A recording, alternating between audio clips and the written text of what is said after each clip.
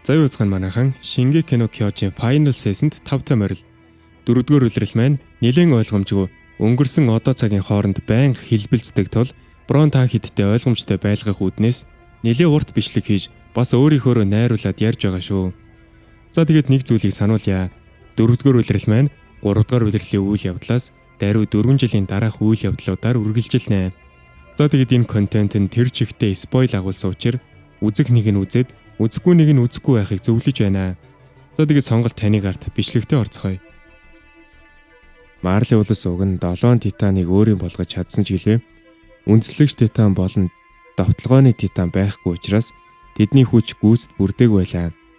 Эрен Крюгерийн тусламжтайгаар Гриша Игрийн гаргасан өнөөх бослогын дараа Марли улс Парадис арал дээр байгаа үндэслэгч титаныг булааж авах төлөвлөгөөгөө шуудхан боловсруулж эхэлжээ. Тэр үед Марлигийнхэн титаны хүчийг өвлөх хамгийн шилдэг залуусыг хайж байваа. Маш олон хүүхдийг бэлтгэл сургуульд хийлгэсний эцэст титаны хүчийг авч үлдэх хамгийн боломжит 7 хүүхдийг шилж сонгож авчээ. Тэд бол Зиг, Марсел, Порко Галиард, Райнер Браун болон Бертолд, Ани Леонхард бас Пикнер байлаа. Гэхдээ тэдэнд өвлүүлэх ердөө 6хан титан байсан юм аа. Нэр дэвшигчтэнд олуула байхад ягаад 6хан байна гэж гайхаж магадгүй. Учир нь үлдсэн ганц титан болох Вархаммер титаныг өөрхөө эзэмшиж байсан бөгөөд хин гэдг нь маш нууц байваа. За шууд хэлж сонирхолтой болохоор Брон хэлсэнгүй. За ерөөдөө энэ 7 хүүхэд бүгд өөр өөр ингэсэн онцгой чадвартай байсан бөгөөд тэр чадвараас нь шалтгаалж ямар титаныг өвлүүлэхийг шийдэх байлаа. Аимшигтай их төвчээртэй биеийн бэр ихтэй нэг байхад яг зөв тактик стратеги боловсруулах ухаантай нэгэн ч бий. Буудаг шидэхтэй гаргууд нэгэн байхад гардан тулааны урлагийг төгс эзэмсэн нэгэн ч байна. Тэгвэл эсэргээрээ ямар ч авьяас чадваргүй нэгэн ч байхаж тэр хүн бол Райнер юм аа. Райнер бол бусад нэр дэвшигчид дундаа хамгийн арчаагүй сул дорой байлаа. Тэрээр нь сонгон шалгаруулалтад багтаж чадсан цорын ганц шалтгаан нь Марли улстай үнэнч байсан шалтгаан юм аа. Мань хүн бол өдөр бүр Парадис арал дээрх бүх ч төрөөдийг өөрийн гараар устгана гэж ярьж явдаг байлаа. Түүний зорилго бол яг л бүх титануудыг ална гэж улаардаг Эрен нэгтэй тун төстэй. Райнерыг бусад өрсөлдөгчд нь дандаа доош хийж басамжилдаг байваа. Гэхдээ ганцхан хүн л арай өөрөөр ханддаг байсан Бертолд юм. Бертолд үнэхээр сайхан сэтгэлтэй хүн учраас бүгд Райнерыг доромжилж байхад ганцаараа түүнийг хүндэлж үгийг нь үнэлдэг байлаа. За ингэд Марли бол олон талаас нь маш сайн бодож үзсэн эцэст яг хинхэнд ямар титан өвлүүлэхийг шийдэж 6 хүнийг сонгов. Эмэгтэй титан бол маш уян хөдөлгөөнтэй, үнэхээр хурдан шаламгай. Дээрэс нь биеийнхээ арьсыг чулуу шиг хатууруулах чадвартай төдийгүй тодорхой хэмжээний зайд байгаа жирийн титануудыг дуудаж цуглуулах хувьдастай. Ийм учраас энэ титаныг гардан тулааны урлагтай гаргууд Ани Леонхардад өвлүүлэх нь хамгийн зөв сонголт байваа. Харин хуйг титан нэр шигээл биеийг нь бүрхсэн хуйг дуулгаараа алдартай. Түүний гол үүрэг бол ямар ч төрлийн дайралт довтлогоог хааж бамбай болох юм аа. За тэгэл энэ титаныг хизээш бууж өгдөг маш хатуужилтай тууштай зан чанартай Райнерт өвлүүлжээ. Эрүү титан бол довтлогооны хэв маягтай титан. Хэдийгээр хэмжээний хувьд жижигхэн ч гэлээ галзуу урдтай. Гол зэвсэг нь юуг ч хамаагүй хэмгчиж чадах эрүү шүдэн юм аа. Энэ титаныг маш уян хатан шалмгай хөдөлгөөнтэй Марселд өвлүүлэхээр тохирсон байна. Харин аратан титан нь бусад титануудаас арай том биетэй бөгөөд яг л сармөгчнийг санагдуулам төрхтэй. Энэ титаныг юмсыг маш мэрэгэн хүчтэй шиддэг Зиг эгэрт өвлөөсөн. За тэгэл бидний мэдж байгаачлан бол тэрээр морь том чулуунаас ахуулаад бүр их бууны сумыг хүртэл зэвсэг болгож шидэж дайснаа устгадаг шүү дээ. За тэгээ тээвэрлэгч титан нь бол дайны үед хэрэгцээтэй бүх төрлийн зэвсэг хүнс хангамжийг зөөх үүрэгтэй. Энэ титаны төвчээр ажиллах хугацаа нь үнэхээр гайхалтай. Энд яриад байгаа төвчээр гэдэг нь хоёрт титан шиг хамгаалт бишээ. Харин титаны төрхөө маш урт хугацаанд хадгалж чаддаг чадвар юм. Эзнийхээ хүч стаминаг маш бага бардаг учраас энэ титаны нуруунд дээр хуйг дуулах, суйрлуулах, эсвэл бүр том хэмжээний галт зэвсэг өгсөж тоноглоод тулдах бүрэн боломжтой. Ийм чухал титаныг шийдвэр гаргахдаа үргэлж ухаалаг хянуур ханддаг Пикэд өвлөөсөн байна. Тэгэд хамгийн сүүлчийнх нь Колоссал титан. За түүнийг нэг үгээр бол сүйтгэж бурхан гэж нэрлэдэг. Учир нь тэрээр хүнээс титан руу хувирах явцдаа яг л цөмийн бөмбөг дэлбэрч байгаа мэт асар хүчтэй тесрэлтийг үүсгэдэг учраас тэр юм аа. Сонголт дууссаны дараа дээд тушаалынхны шийдвэрт үнэхээр дургуутсан нэг хүн байсан нь Порко байв. Тэрээр би яагаад сонгогдоогүй юм бэ? Надаас хамаагүй сул дорой Райнерыг яагаад сонгоч вэ гэж гайхаж хоцорсон ч эцэст нь яалтчгүй шийдвэрийг нь дагахаас өөр аргагүй болжээ. Үүний дараа сонгогдсон 4 хүүхдийг Парадис арал руу довтолж үндэслэгч Титаныг булааж авах даалгавартаа явуулваа. За тэгэл тэнд очисон багт мэдээж Райнер, Бертольд, Ани, Марсель нар багтжээ. Мэдээж 1-р улиралд Шиганшина дүүргийн ханыг нураадаг нь Райнер, Бертольд, Ани шүү дээ. Гэхдээ Марсель гэж нөхөр харагддаггүй. Тэгвэл яагаад харагддаггүй гэхээр замдаа тэд төр амс хийж майхан бариад амарч явах үед Марсель Райнерт маш гашуун үннийг дэлгэсэн юм. Үнэн дээр Райнер хуйг Титаныг өвлөхөөр сонгогдоогүй. Харин Порко сонгогдсон байж л дээ. Гэвч тухайн үед Марсель цэргийн удирдлагуудын тархийг угааж Порког муулж Райнерыг тэнгэр тултал магтсаар байгаад шийдвэрийг өөрчлөөч гэсэн байдаг. Марсель яагаад ингэсэн бэ гэвэл тэр ердөө л өөрийн төрсөн дүү Порког хамгаалж үлдэхийг хүссэн байж л дээ. Тэрээр Титан өвлөгч байна гэдэг нь бахархал биш, харин хараал гэж үздэг байваа. Учир нь Титаны хүчийг авсан хүн Юмирийн хараалаас болоод ердөө 13 жил амьдрах хугацаатай болдог шүү дээ. Би энэ яаж нөхөн төлжиж өгөхөд хэцүү боллоо ч илээ тун удахгүй өгөх нь тодорхой байдаг учраас тэр ингээд Марсель дүүгээ урт насалж удаан жаргаж дайны талбараас хол байгаасаа гэж хүссэндээ Райнерыг оронд нь сонгуулчих ч л дээ. Гэтэл яг тэр үед нөгөө Хисториагийн найз гэж өмнөх улиралд гардаг Юмир ягаад ч юм би энгийн Титан болцсон гараад ирдгээ. За тэгээд Райнерыг идэх гэж дайрсан ч Марсель амжиж түүнийг түлхэж аварна. Үүний улмаас Марсель өөрөө Титанд идэгдэж үхээд эрүү Титаны хүч Юмирийн биед шилжсэн байт юм байна. За тэгэл Юмир өмнөх улирал дээр эрүү Титан болж хувраад байсан гэсэн үг. Энэ явдал Райнер, Бертольд, Ани 3-ыг үхтэл нь айлгаж тэд юу ч бодлого Марселийг зөнд нь орхиод зүгтаачжээ. Нилээд хол гүйж очсны дараа Ани, Бертольд хоёр даалгавраа цуцалж буцах санал гаргадаг. Ани Юмирийг барьж аваад Марли руу хамт аваад буцъя. Тэгвэл эрүү Титаныг алдахгүй шүү дээ гэсэн ч Райнер үүнийг зөвшөөрдөггүй. Угаасаа Юмир зүгээр дагаад явна гэж байхгүй. Хүчээр авч явах гэвэл эргүүлээд дайрна гэж тэр зүтгэв. Дээрэс нь Юмир бол Марлигаас хөөгдсөн ээлдээ хүн учраас тэдний эсрэг үхэн үхтлээ тэмцэлдэг нь тодорхой байлаа. Энэ нь Райнер, Ани, Бертольд 3 Юмирээс айсандаа биш, харин Юмир хэдийнэ эрүү Титаны хүчийг авчихсан тул маш хурдан шаламгай болсон. Түүнийг хөөгөд гүйцэх боломжгүй байсанд байгаа юм. Тэгээд ч тэд Марсель өвчлээ гэд замаасаа буцаад хоосоо очвол хүнд шийтгэл хүлээж Титаны хүчээ хураалгаж өөр дайчдад өгөх аюултай байваа. Эцэст нь тэр 3 Марсель гүүгээр даалгавраа үргэлжлүүлэхээр тохиролцжээ. Ингээд Бертольд Колоссал Титан болж хувраад Шиганшина дүүргийн авраг ханыг цөм өшгөлж ивдсэний дараа араас нь Райнер хуйг Титан болоод Мария ханыг нурааж орхисон юм байна. Яг эндээс л Эрийн амьдралын урт бөгөөд хүнд аялал ихсэн юм. Дэлбэрэлтийн улмаас гэрэн чулуун дарагдж ээж нь түүний нүдэн дээр Дена Фрицийн Титанд идэгдэж амиа алддаг шүү дээ. Энэхүү үеийн самууны дундуур Райнер, Бертольд, Ани 3 ханан дотор нууцаар нэвтэрч чадсан байдаг. Тэд тэнд тагнуул хийж хуурамч дүрсэн хамтдаа өсөж томрцгоосон юм аа. Гэхдээ тухайн үед тэд өөрсдийг нь хайгаад байгаа үндэслэгч Титан эдний Эрийн биед байгааг огт мэдээг байлаа.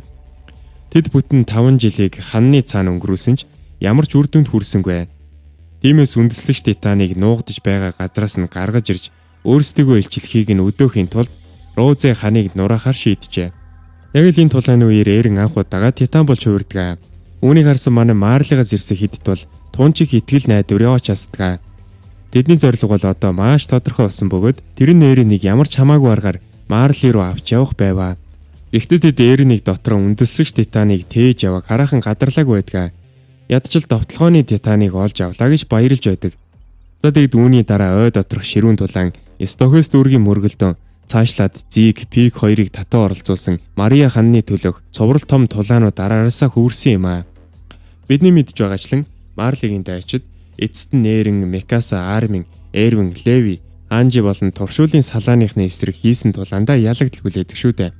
Ингээд тэд асар том гар цохирол амсаж ялагдал хүлээсээр гэрлүүгээ буцдаг. Энэ үед Ани баригдаж Бертольд ам өргөдвэ. Өөрөөр хэлбэл тэд эмэгтэй Титан болон Колоссал Титаныг хуйланг нь алдчихлаа. Гэхдээ тэдний ганц азвал Юмир өөрийн хүслээр Марли руу хамт буцаж эрүү Титаны хүчийг эргүүлж өгөхөөр шийдсэн явдал юм аа. Ингээд эцэст нь эрүү Титаны хүчийг Порко Галиардад өвлүүлсэн байдаг. За тэгэхээр Юмир 2 дугаар улирлын төгсгөлд яагаад Райнер, Бертольд хоёрыг дагаад явждаг вэ гэдэг онцлог энд тайлэгдэж байгаа юм. Шиганшина дүүргийн энэхүү түүхэн тулаан Эрин болон түүний нөхдийн хувьд дараах үр дүнг авчирсан юм. Нэгт тэд маш том ялалт байгуулсан. Хоёрт Парадис арлаас гадна хүн төрлөختний асар том соёл иргэншил ялангуяа Марли улс оршин тогтнож байгааг олж мэдсэн. Гуравт Гриша игрийн хийсэн бүх үйлдэлийн гол зорилго нууц ил болсон. Дөрөвт дэлхийн ертөнд Зельдийн үндэстнийг ямар их үзэн яддгийг ухаарсан. Харин Марлигийн дайчдын хувьд энэ тулаан дараах охирлыг дагуулсан юм аа. Нэгт тэд маш хүнд шившигтэй ялагдал хүлээсэн. Хоёрт Бертолд амиа алдаж Колоссал Титаныг алдсан. Гуравт Анны олзлогдож эмэгтэй Титанийг ч бас алдсан. Дөрөвт үндэслэгч Титаныг булаах даалгавранд бүр мөсөн норсон. Ийм гашуу ялагдал амссны дараа Марли улс Парадис арлыг тандаж тагнах зорилгоор Тэнгисийн цэргийн флотоо илгээжээ. Тэд дайрах биш зөвхөн нөхцөл байдлыг тандахын тулд хэд хэдэн хөлөг онгоц 4600 цэргийн бүрэлдэхүүнтэй тусгай баг явуулсан байна. Гэтэл тэднийг даалгавраа гүйцэтгэж байх үед довтлогооны Титан болон хуурсан Эрен хөлөг онгоцыг нь уснаас гинт үргэж гаргаад ирэв. Тэгэд тэдний хуурай газарт гаргаж амнасаа баатарлагаар өргөсөн Эрвин Смитийн халааг авч туршуулын салааны шин дарга болсон Хаанжитай уулзуулжээ. Хаанжи Марлигийн цэргүүдтэй найрсаг ярилцахыг хичээж байв. Түүний гол зорилго бол бие биеэ таньж мэдэх явдал байлаа. Угаасаа танихгүй бурхнаас таньдаг чөтгөр дээр гэдэг штэ. За тэгэд Парадис арлын оршин суугчд бол үнэндээ инх тайвныг маш их хүсэж байгааг тэр харуулахыг зорив. Гэвч харамсалтай нь Марлигийнхны Элдиачуудыг үзий ядах үзэл цуснд нь шингэчихсэн. Дээрээс нь Колоссал Титан болон эмэгтэй Титанаа алдчихсан байсан тул хорслон бүр туйлдаа хүрсэн байдгаа. Марлигийн тагнуулын багийн командлагч ярилцгаасаа шууд татгалзаж зэвсэг тулганд занал хийлдэг. Гэтэл гинд түүний багийн нэг гишүүн өөрийн командлагчийн толгойр нь буудаж алж орхилоо. Тэгээд Парадис арлынхны найрсгаар өрсөн өнөөх цай хоолны урилгын дуртаяа зөвшөөрнө. Уулзалт тэдний танилцуулгаар эхэлдэг бөгөөд өөрийн командлагчийг бууддаг өнөөх зоригтой эмэгтэйг Елена гэдэг бөгөөд тэрээр маш шийдэмгий Европ бүсгүй байваа. Түүнд Ониан Копонгийг хамтрагч тусалж байдаг. За энэ нөхрийг одооноос Оны гээл дуудчихэ. За тэгээд тэр хоёр бол хоёулаа Марли улсад сүйтгүүлж сүрээд дууссан тэрхүү нутаг орноос гаралтай ажээ. Төрлөх нутгийн дайснуудын гарт орсноос хойш тэдэнд Марлигийн аримд зүтгэхээс өөр ямар сонголт үлдээгүй ажээ. Гэвч тэд дотроо Марлиг үзий ядах хорслоо үргэж нууж явсаар эцэст нь өөрсдөө адилхан бодолтой хүмүүстэй таарлаж Аратан Титан буюу Зикийн удирдлага доор нууц босгочдын бүлгийг байгуулсан байна л да. Елена өөрийн командлагчийг буудсан явдал мөн Парадис арлынхантай ингэж найрсаг хандаж байгаа нь бүгд Зикийн өгсөн тушаал байсан юм байна. Өөрөөр хэлбэл Зик Марли улсаас хэдийнэ урвчсан байдаг. Үүний дараа Елена Марлигийн армийн хамаг нууц мэдээллийг Хаанжид дэлгэж орхив. Гарбу, Винтов, Гарнат, хөлөг онгоц, нисэх онгоц, цэргийн тоо гэд бүхий л зэвсэг техникийн нууцыг бүгдийг нь хэлж өгдөг. Мөн тэрээр Марли улс зөвхөн Парадис аралтай дайтай зогсохгүй дэлхийн олон орнуудад дайсгинж маш олон дайн дунд орооцолцсон байгааг дуулгадаг. Ингээд энэхүү уулзалт Зикийн игрийн баг болон Парадис арлын цэргийнхний хооронд хамтран ажиллах гэрээ байгуулснаар өндөрлөдгөө. Маргааш нь Хаанжи Парадис арлын хатан хаан Historia болон цэргийн бүх дээд тушаалтнуудын өмнө Зикээс ирүүлсэн нууц захидлыг уншиж танилцуулав. Зикийн бичснээр бол Элдиан үндэстнийг аврах цорын ганц зам бол үндэслэгч Титаны хүчийг ашиглах явдал байлаа. Одоо тэр хүч Эрений биед байгаач Эрен өөрөө хааны цустай биш учраас тэрхүү агуу хүчийг идэвхжүүлж чадахгүй байгаа юм аа. Гэхдээ Эренд үндэслэгч Титаныг ашиглах ганцхан арга бий. Тэр нь хааны цустай хүнтэй биеэрээ шүргэлцэх буюу хүрэх явдал юм аа. Энэ онолыг үнэндээ Эрен урд нь өнөөх ээжийг нийддэг Дина Фрицийн Титантай шүргэлцэх үедээ гадарсан байдаг. Тэр үед Эрен гинтхэн жирийн зэрлэг Титануудыг удирдах Райнерийн дайралтыг хааж чадсан шүү дээ. Гэвч Эрен өөрөө үүндээ бүрэн итгэлтэй биш байсан учраас туршуулын салааныхандаа энэ тухай хизээж ярьж байгаагүй ажээ. Харин одоо энэ бүхэн албан ёсоор батлагдлаа. Эрен хааны цустай хүнд хөрвөл үндэслэгч Титаныг ашиглаж чадна. За тэгвэл Зикийн төлөвлөгөө юу байваа гэсэн чинь тэрээр Эрентэй биеэрээ шүргэлцэж үндэслэгч Титаны хүчээр хананд байгаа мянган колоссал Титануудыг суллахыг хүсжээ. Товчхондоо бол тэд Рамблинг буюу дэлхийг тэгшлэх асар том хөдөлгөөнөөр дэлхийн ертөнцийг занал хийлж ард иргэдэд хамгаалах зорилготой байв. Бидний мэдж байгаачлан Зик Эрен хоёр бол эцэг нэгтэй ах дүү бөгөөд Зик бол Дина Фрицийн хүү. Өөрөөр хэлбэл хааны цустай шууд заалгамжлагч мөн шүү дээ. Тийм учраас тэр Эрентэй гар барихтал үндэслэгч Титаны агуу хүч сэрэх байлаа. Тэдэнд өөр сонголт байгаагүй тул Парадис арлын удирдлагууд Зикийн төлөвлөгөөг зөвшөөрч Еленагийн багийнхантай ойртож эхлэв. Анхандаа тэд бие биедээ эргэлзэж хардаж байсан ч цаг хугацаа өнгөрөх тусам бие биенээ хүлээн зөвшөөрч чаджээ. Парадисын цэргүүд Марлигийн шинэ үеийн гарбуу Винтовыг хэрхэн ашиглахыг сурч авцгааваа. хоол нь нугасгүй Саша маань Марлийн ахлах тогооч Никологийн хийсэн далайн гаралтай амттай хоолыг идж үзээд баярлсандаа бараг л ухаан алдах шахдаг шүү. Мөн Парадисын цэргүүд Марлийн алдартай тансаг дарснаас ууж үзээд үнэхээр их баяртай байлаа. Үүгээр зогсохгүй тэд хамтран ажиллаж Парадис арлын түүхэн дэх анхны усан бомбыг хамтдаа барьж байгуулваа. Тэд хамтран ажиллаж игснээс хойш аль хэдийн бүтэн 1 жил өнгөрсөн байлаа. Одоо усан бомбын барилгын ажил бүрэн дуусч харь орны зочдыг хүлээн авахд бэлэн болсон байна. Ингээд Парадис арал дээр Хизуру улсын элчин сайд Киоми Азумабито хүрэлцэн ирлээ. Хизуру бол Парадис аралтай харилцаа тогтоохыг зөвшөөрсөн цорын ганц улс байлаа. Киоми Парадист ирэхээс өмнө Зигтэй нууцаар уулзаж байсан бөгөөд тэрхүү уулзалтын үеэр Зиг зөвхөн Парадист л байдаг мөсөн тесрэг чулуу гэх маш ховор байгалийн баялагийг санал болгосон ажээ. Энэ чулуу нь хайгуулчдын багийн 3D маневрын төхөөрөмжийг ажилуулдаг гол түлшин юм. Зигийн гол зорилго бол энэхүү ховор баялагийг Киомид өгөх замаар Парадис арлын технологиг хөгжүүлэхэд тусламж авах явдал байлаа. Бидний мэдж байгаачлан Парадис арлын технологи дэлхийн бусад орнуудаас дэндүү хол хоцрогдсон байсан шүү дээ. Манайд бол тээвэр зуучлалтай одоо хүртэл морь ашигласаар байгаа бөгөөд ямар ч машин нисэх онгоц байхгүй. Өндөр технологи байтугай далайн гаралтай хоол идэхтэл ухаанаа алдаж баярлцгаадаг хүмүүс шүү дээ. За тэгээд Гарбу Винтов Гарнат зэрэг зэвсэг техникийн асуудлыг Елена хэдийнэ шийдэж өгсөн бол Хизуру улсын үүрэг нь дэд бүтэс тэр дундаа төмөр зам болон галт тэргийг хөгжүүлэхэд туслах байваа. Үүнээс гадна Киоми Парадист ирсэн тэдний 100 жилийн өмнөх түүхтэй холбоотой. 100 жилийн өмнө Хизуру улсын удирдагч буюу Шогун Фриц хаантай маш дотн харилцаатай байсан бөгөөд Парадис арал дээр зочилж байж л дээ. Гэвч Титаны агуу их дайны дараа Хизуру улс ялагдал хүлээж дэлхийн давцанд нэр хүндээ бүрэн алдсан юм. Энэхүү үеийн самууны дундуур Шогуны гэр бүлийн үлдсэн гишүүд Парадис арал дээр хаягдан хоцорсон бөгөөд тэр хүмүүсийн цусыг тээж яваа цорын ганц хүн нь Микасагийн ээж байлаа. Өөрөөр хэлбэл Микаса бол Хизуру улсын Шогуны шууд залгамжлагч сурвалжит язгууртан цустай нэгэн байлаа. Үүнийг батлах Шогуны гэр бүлийн нууц тамга тэмдэг түүний гар дээр байдгийн байна. Үүний дараа Киоми цэргийн дээд тушаалтнуудын уулзалт дээр Зигийн боловсруулсан төлөвлөгөөг уншиж танилцуулав. Зигийн энэхүү төлөвлөгөө нь үндсэн 3 үе шаттай байлаа. Нэгдүгээрт дэлхийн техник рамблинг буюу ханны титануудын хөдөлгөөнөөр бага хэмжээнд занал хийлэх. Үүний гол зорилго нь дайснуудыг Парадис руу шууд довтлохоос сэргийлж цаг хожих явдал юм. Хоёрдугаарт Хизуру улсын тусламжтайгаар Парадисын технологиг дэлхийн хэмжээнд хүртэл хөгжүүлэх. Ингэснээр тэд цаашид титануудын хүчинд найдах шаардлагагүй болно. Гуравдугаарт үндэслэгч титан, довтлогооны титан, колоссал титан болон аратан титаны хүчийг Парадис арал дээр тасралтгүй хадгалж үлдэх. Зиг өөрийн аратан титаны хүчийг Фрицийн цустай хүнд өөрөөр хэлбэл Хисториад өвлүүлэхээр төлөвлөжээ. Гэхдээ үүнээс өмнө Хисториаг аль болох олон хүүхэд төрүүлэхийг шаардсан байна. Үүний цаадах зорилго нь Фриц хааны цусыг таслахгүй үргэлжлүүлж үеэс үед титаны хүчийг өвлүүлүүлдэх явдал.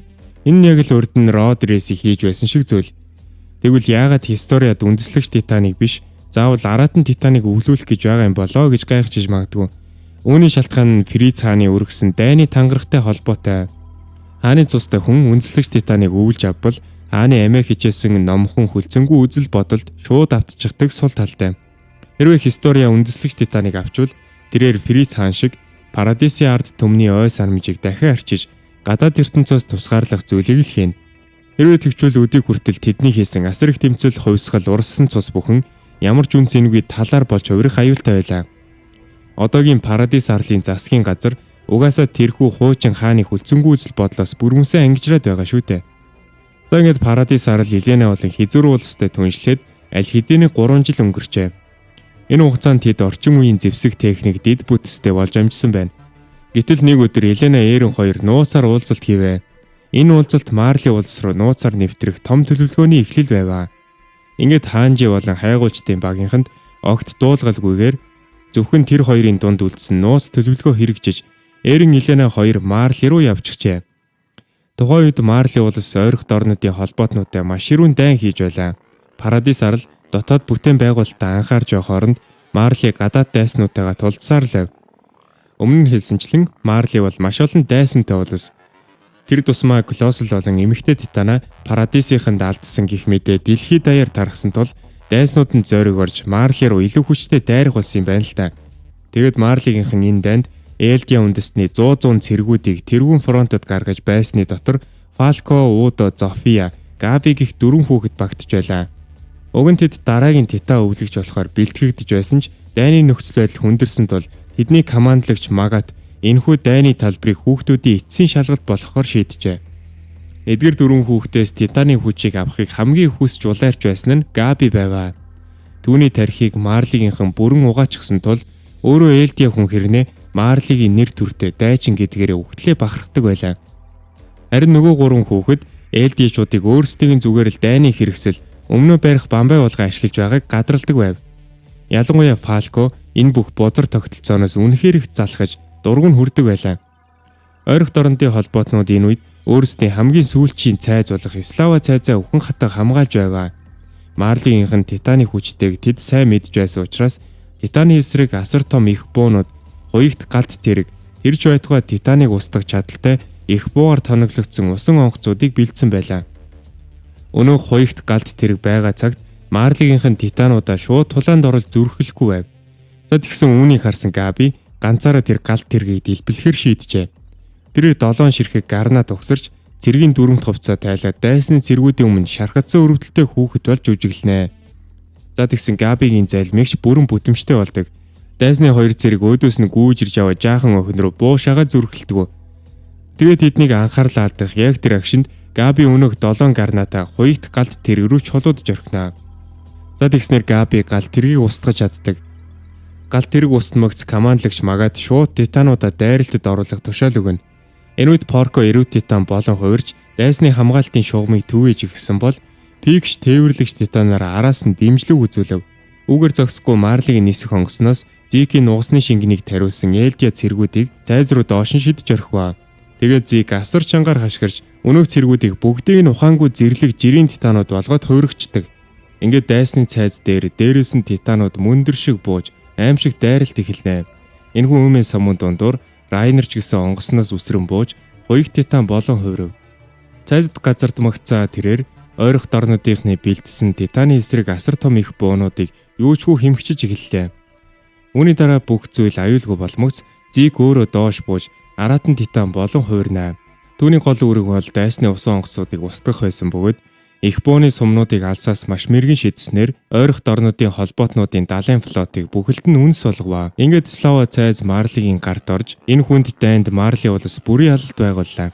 Үүний дараа ойрох дорнодын холбоотнууд бууж өгч Марли улстай инх 51 гэрээнд гарын үсэг зуржээ.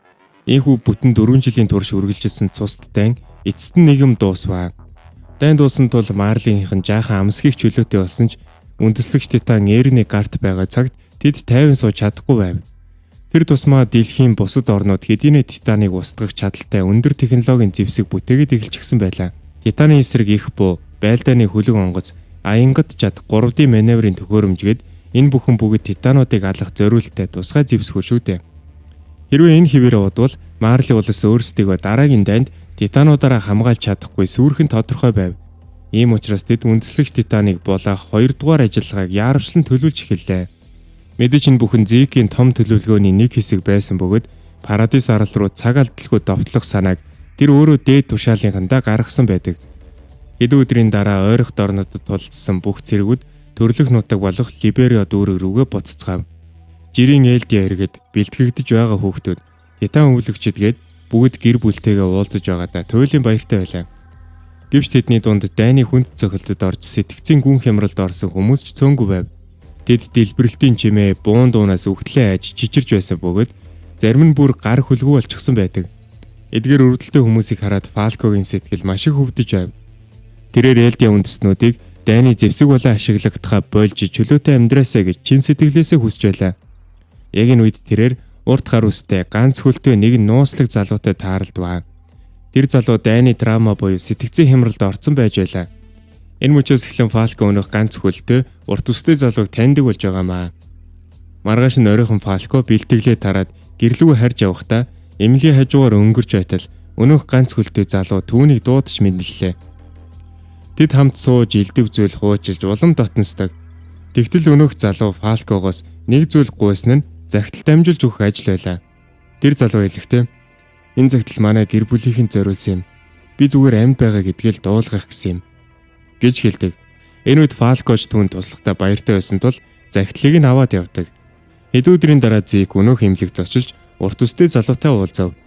Тэгтэл Зик тэр залууг хараад үнэхэр цочирдмор зүйл хийсэн нь "Энд чи яагаад чим бэ? Манай авдаа тунд төстэй харагдаад байна" гэх үг байлаа. Өөрөөр хэлбэл өнөөх ганц хүлтэй урт үстэй залуу бол Эрен өөрөө байсан юм аа. Тэрээр дайны хүнд цохилтод орсон өрөвдөлтөй цэргийн дүр эсгэж Марли улсад нууцаар нэвчирч чадсан нь энэ байлаа.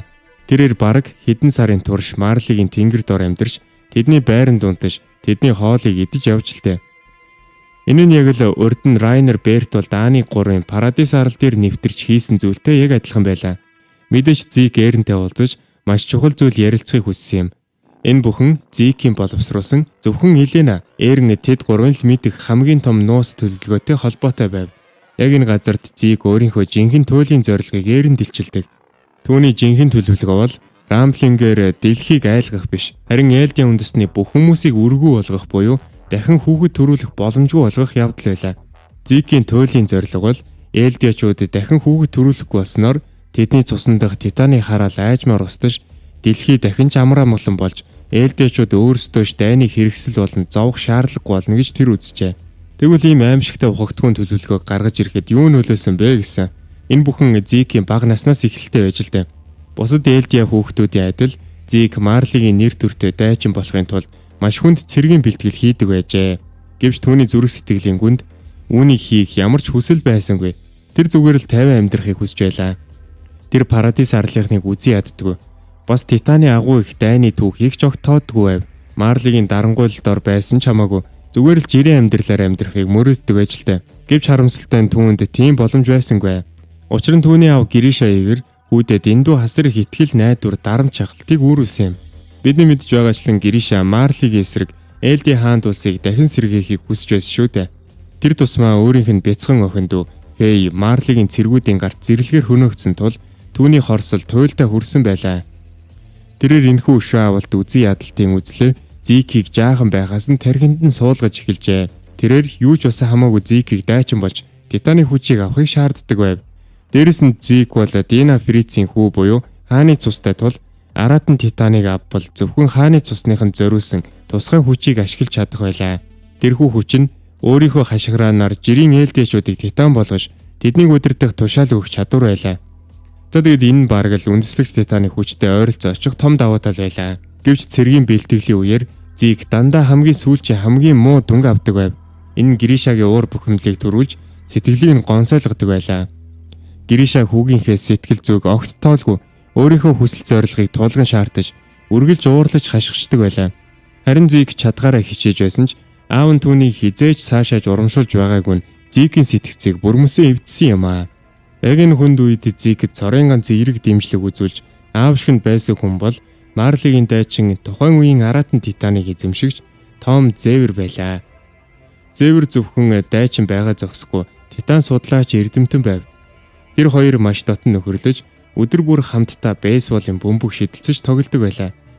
За тэгээд дараа нь Зик Аратан Титан болоод чулууг маш мэрэгэн хүчтэй шиддэг болдог чадвар нь яг энэ үед Зевертэй бөмбөг шидэлцэж сурсантай холбоотой юм аа. Гэтэл нэг өдөр Марлигийн цэргийн тагнуулууд Гриша игрийн удирдсан Элдиаг сэргээх нууц бүлгмийн төлөвлөгөөг гадарлаж тэднийг баривчлахад ойрхон болчихжээ. Харин Том Зевер үнд маш их санаа зовж байлаа. Тэрээр Зикэд ааваас нь ч илүү хайртай байсан тул энэ гим зэмгүй хүүг аавынх нь тэнэг үйлдэлээс олж Парадис арал руу цөлөгдөн Титан болохыг харахыг хүсээгүй юм аа. Зевер Зикэд хандан "Энд өөрөө төрүүлж аав ээж хоёрыгоо Марлиг удирдлагуудад байрч өг. Энэ бол чиний болон эмээ хүүгийн чинь амьд үлдэг цорын ганц зам. Хэнгүүл чамайг Марлид үнэнч гэж үзэх болно" гэж зөвлөв. Ингээд Зик аавынхаа бүлэгмийг илчилж Гриша болон Динанаар баригдсанаар Зик Марлигийн итгэлийг хүлээж амьд үлджээ. Гришаг баригдсны дараа Зикийн амьдрал харьцангуй тайван үргэлжилж тэрээр Зевертэй улам бүр дотносон өсөж томорваа. Ингээд Зеверийн 13 жилийн хугацаа дуусч Аратан Титаны хүчийг дараагийн хүнд өвлүүлэх цаг болоход тэрээр өөрийн залгамжлагчаар Зикийг сонгосон юм аа. Гэхдээ зан үйлийг эхлүүлэхийн өмнө Зевер олон жилийн турш хийсэн Титан судалгааныхаа хамгийн том нууцыг Зикэд хэлж өгчээ. Түүний олж мэдснээр үндэслэгч Титан нь Элдийн үндэсний бүх хүмүүсийн биологийн биеийн бүтцийг өөрчлөх агуу хүчтэй байв. Ойролцоогоор 600 жилийн өмнө дэлхийд даяар асар аюултай үхлийн тахал тархаж хүн төрлөختнийг үе олноор нь хөнөөж байжээ. Элдиагийн хаан тулс юунд нэр өгсөн байна. Гэтэл тухайн үеийн Элдиагийн хаан үндэслэгч Титаныг ашиглан өөрийн ард түмний биеийн бүтцийг өөрчилж тахлын эсрэг дархлаатай болгосноор ердөө ганцхан шөнийн дотор Элдиачууд бүрэн эдгэрч байжээ. Энэхүү түүхэн баримтыг сонсмогц Зигийн толгойд нэгэн суут бөгөөд аимшигтай санаа төрсөн юм аа. Хэрвээ үндэслэгч Титан Элдиачуудын биеийг өөрчилж чаддсан бол тэднийг дахин хүүхэд төрүүлэх чадваргүй болгож яагаад болохгүй гэж хэрвээ Элдиа үндэстэн дахин үржихэ болчвол дэлхий дээр дахин хизээж шин Титан төрөхгүй. Ингэснээр дэлхийн ертөнц Титаны айдсаас бүрмөсөө ангижирнаа гэж тэр бодов. Зигийн сэтгэлгээ үнэхээр үүрмэц бас гутран байв. Тэрээр ирээдүйн Элдиа хүүхдүүдийг зовлонгоос аврах хамгийн шилдэг арга бол тэднийг энэ хорвоод огт төрүүлэхгүй байх гэж үзжээ. Энэ хорвоод төрөхгүй байх нь хамгийн том хувь тавилан гих гүн ухаанд тэр бүрэн автсан байлаа. Зиг Элдиачуудын дэлхий дахинд үйлдсэн нүгэл мөн тэднийг яагаад дэлхий үзэн яддгийг маш сайн мэдж байсан ч нөгөө талаараа ямар ч гим зэмгүй битсэн хүүхдүүд дайны талбар тарчилж Габи шиг тархиа угаалган бусдыг алснараа бахархаж байгааг хараад үхтлээ дургуун хүрдэг байв. Тиймээс Элдиачуудыг үргүү болгосноор одоо амьд байгаа хүмүүс нь дайны талбарт биш, Титаны хараалаар биш, зүгээр л цаг нь болохоор жамаараа өтөлж өгөх болно. Харин дараагийн үе гэж үгүй болсноор энэ цус дүүг эцэс болох байв. Хамгийн гайхалтай нь Зэвэрч гисэн амьдралдаа асар том траума авч ажилдаа. Түүний Марли эхнэр нь түүний Элдиа хүн гэдгийг мэдэнгүүтээ хүүхдийг хоолой хэрчиж өөрөө амиа хорлсон байсан тул Зигийн энхүү Элдиачуудыг үгүй хийж аврах төлөвлөгөөг чин сэтгэлээсээ дэмжижээ. За ингэ Зэврийн аратан Титаны хүч дэлхийг аврах асар том нууц төлөвлөгөөний хамт Зиг төвлөгдөө үлдсэн юм аа. Зиг Зэвэр хоёрын олон жил тунгаасан энхүү төлөвлөгөөг Эрен сонсоод түүнийг шууд зөвшөөрч дэмжсэн байдаг. Энхүү ах トゥ хоёр ирээдүйн зорилго алсын хараагаа нэгтгэж төлөвлөгөөнийхөө дараагийн шат руу шилж байв.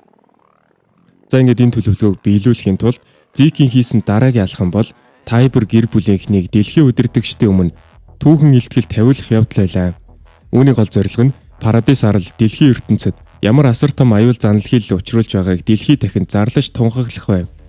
Энэхүү санааг командлагч Магатч дэмжиж Тайбер гэр бүлтэй уулзгааруулжээ.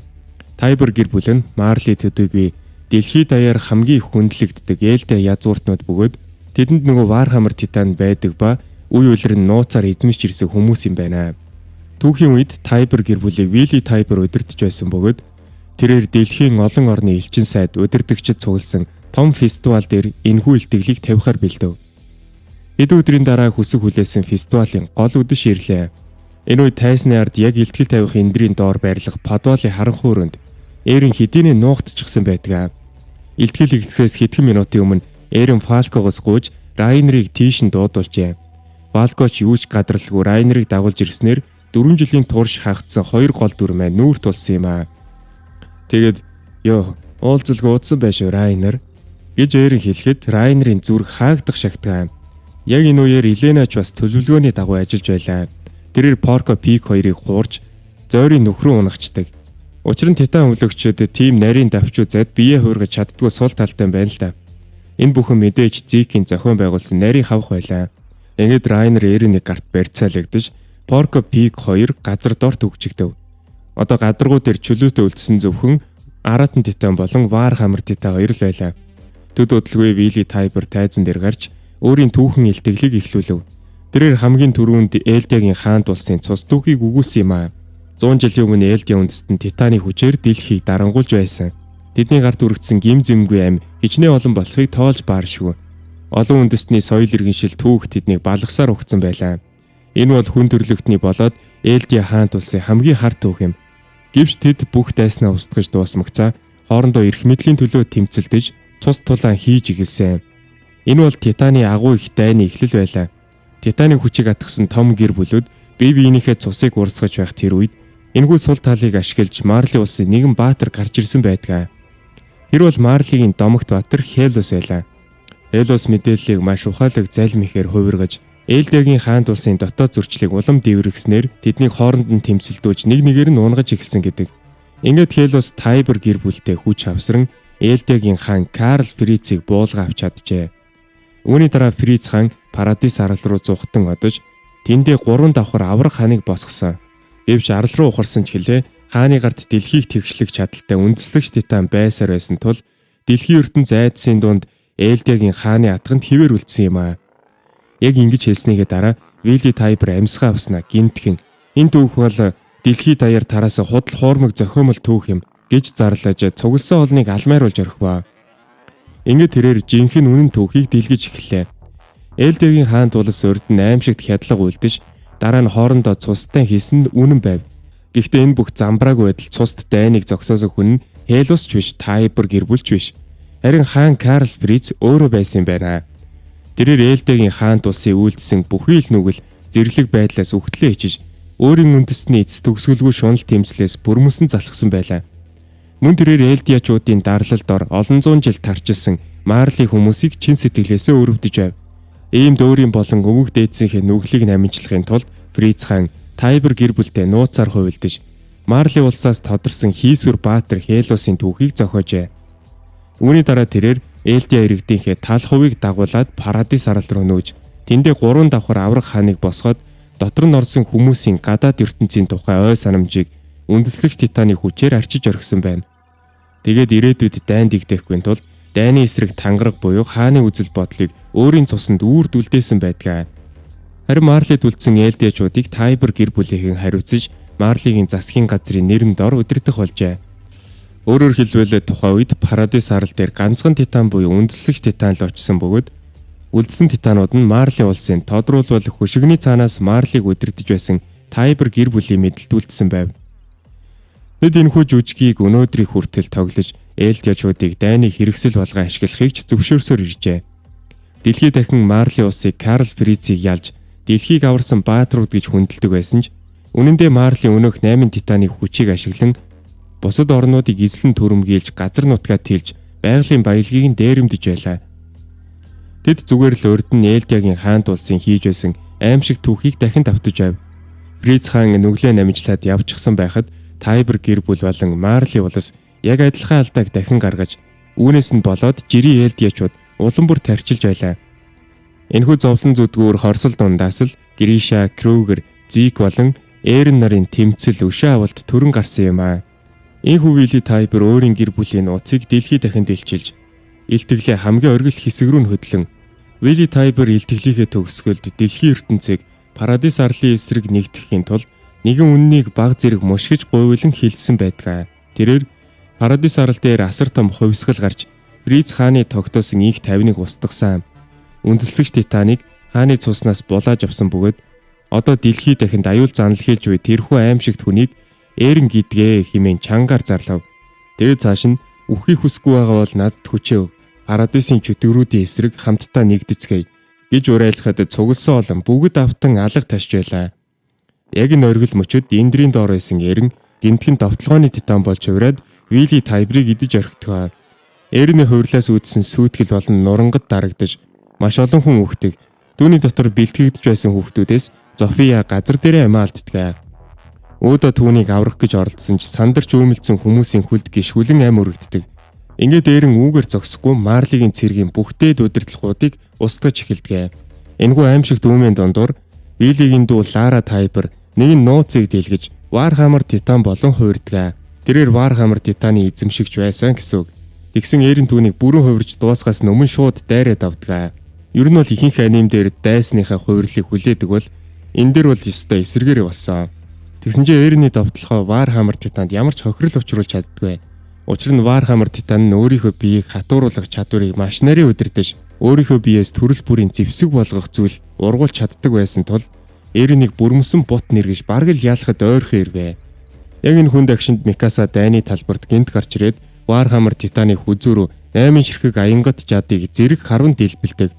Үүнтэй зэрэгцэн хаанжигаар өдөртүүлсэн Парадисын туршуулын салааны баг бүрэн бүрэлдэхүүнээрээ дайралтад орлоо.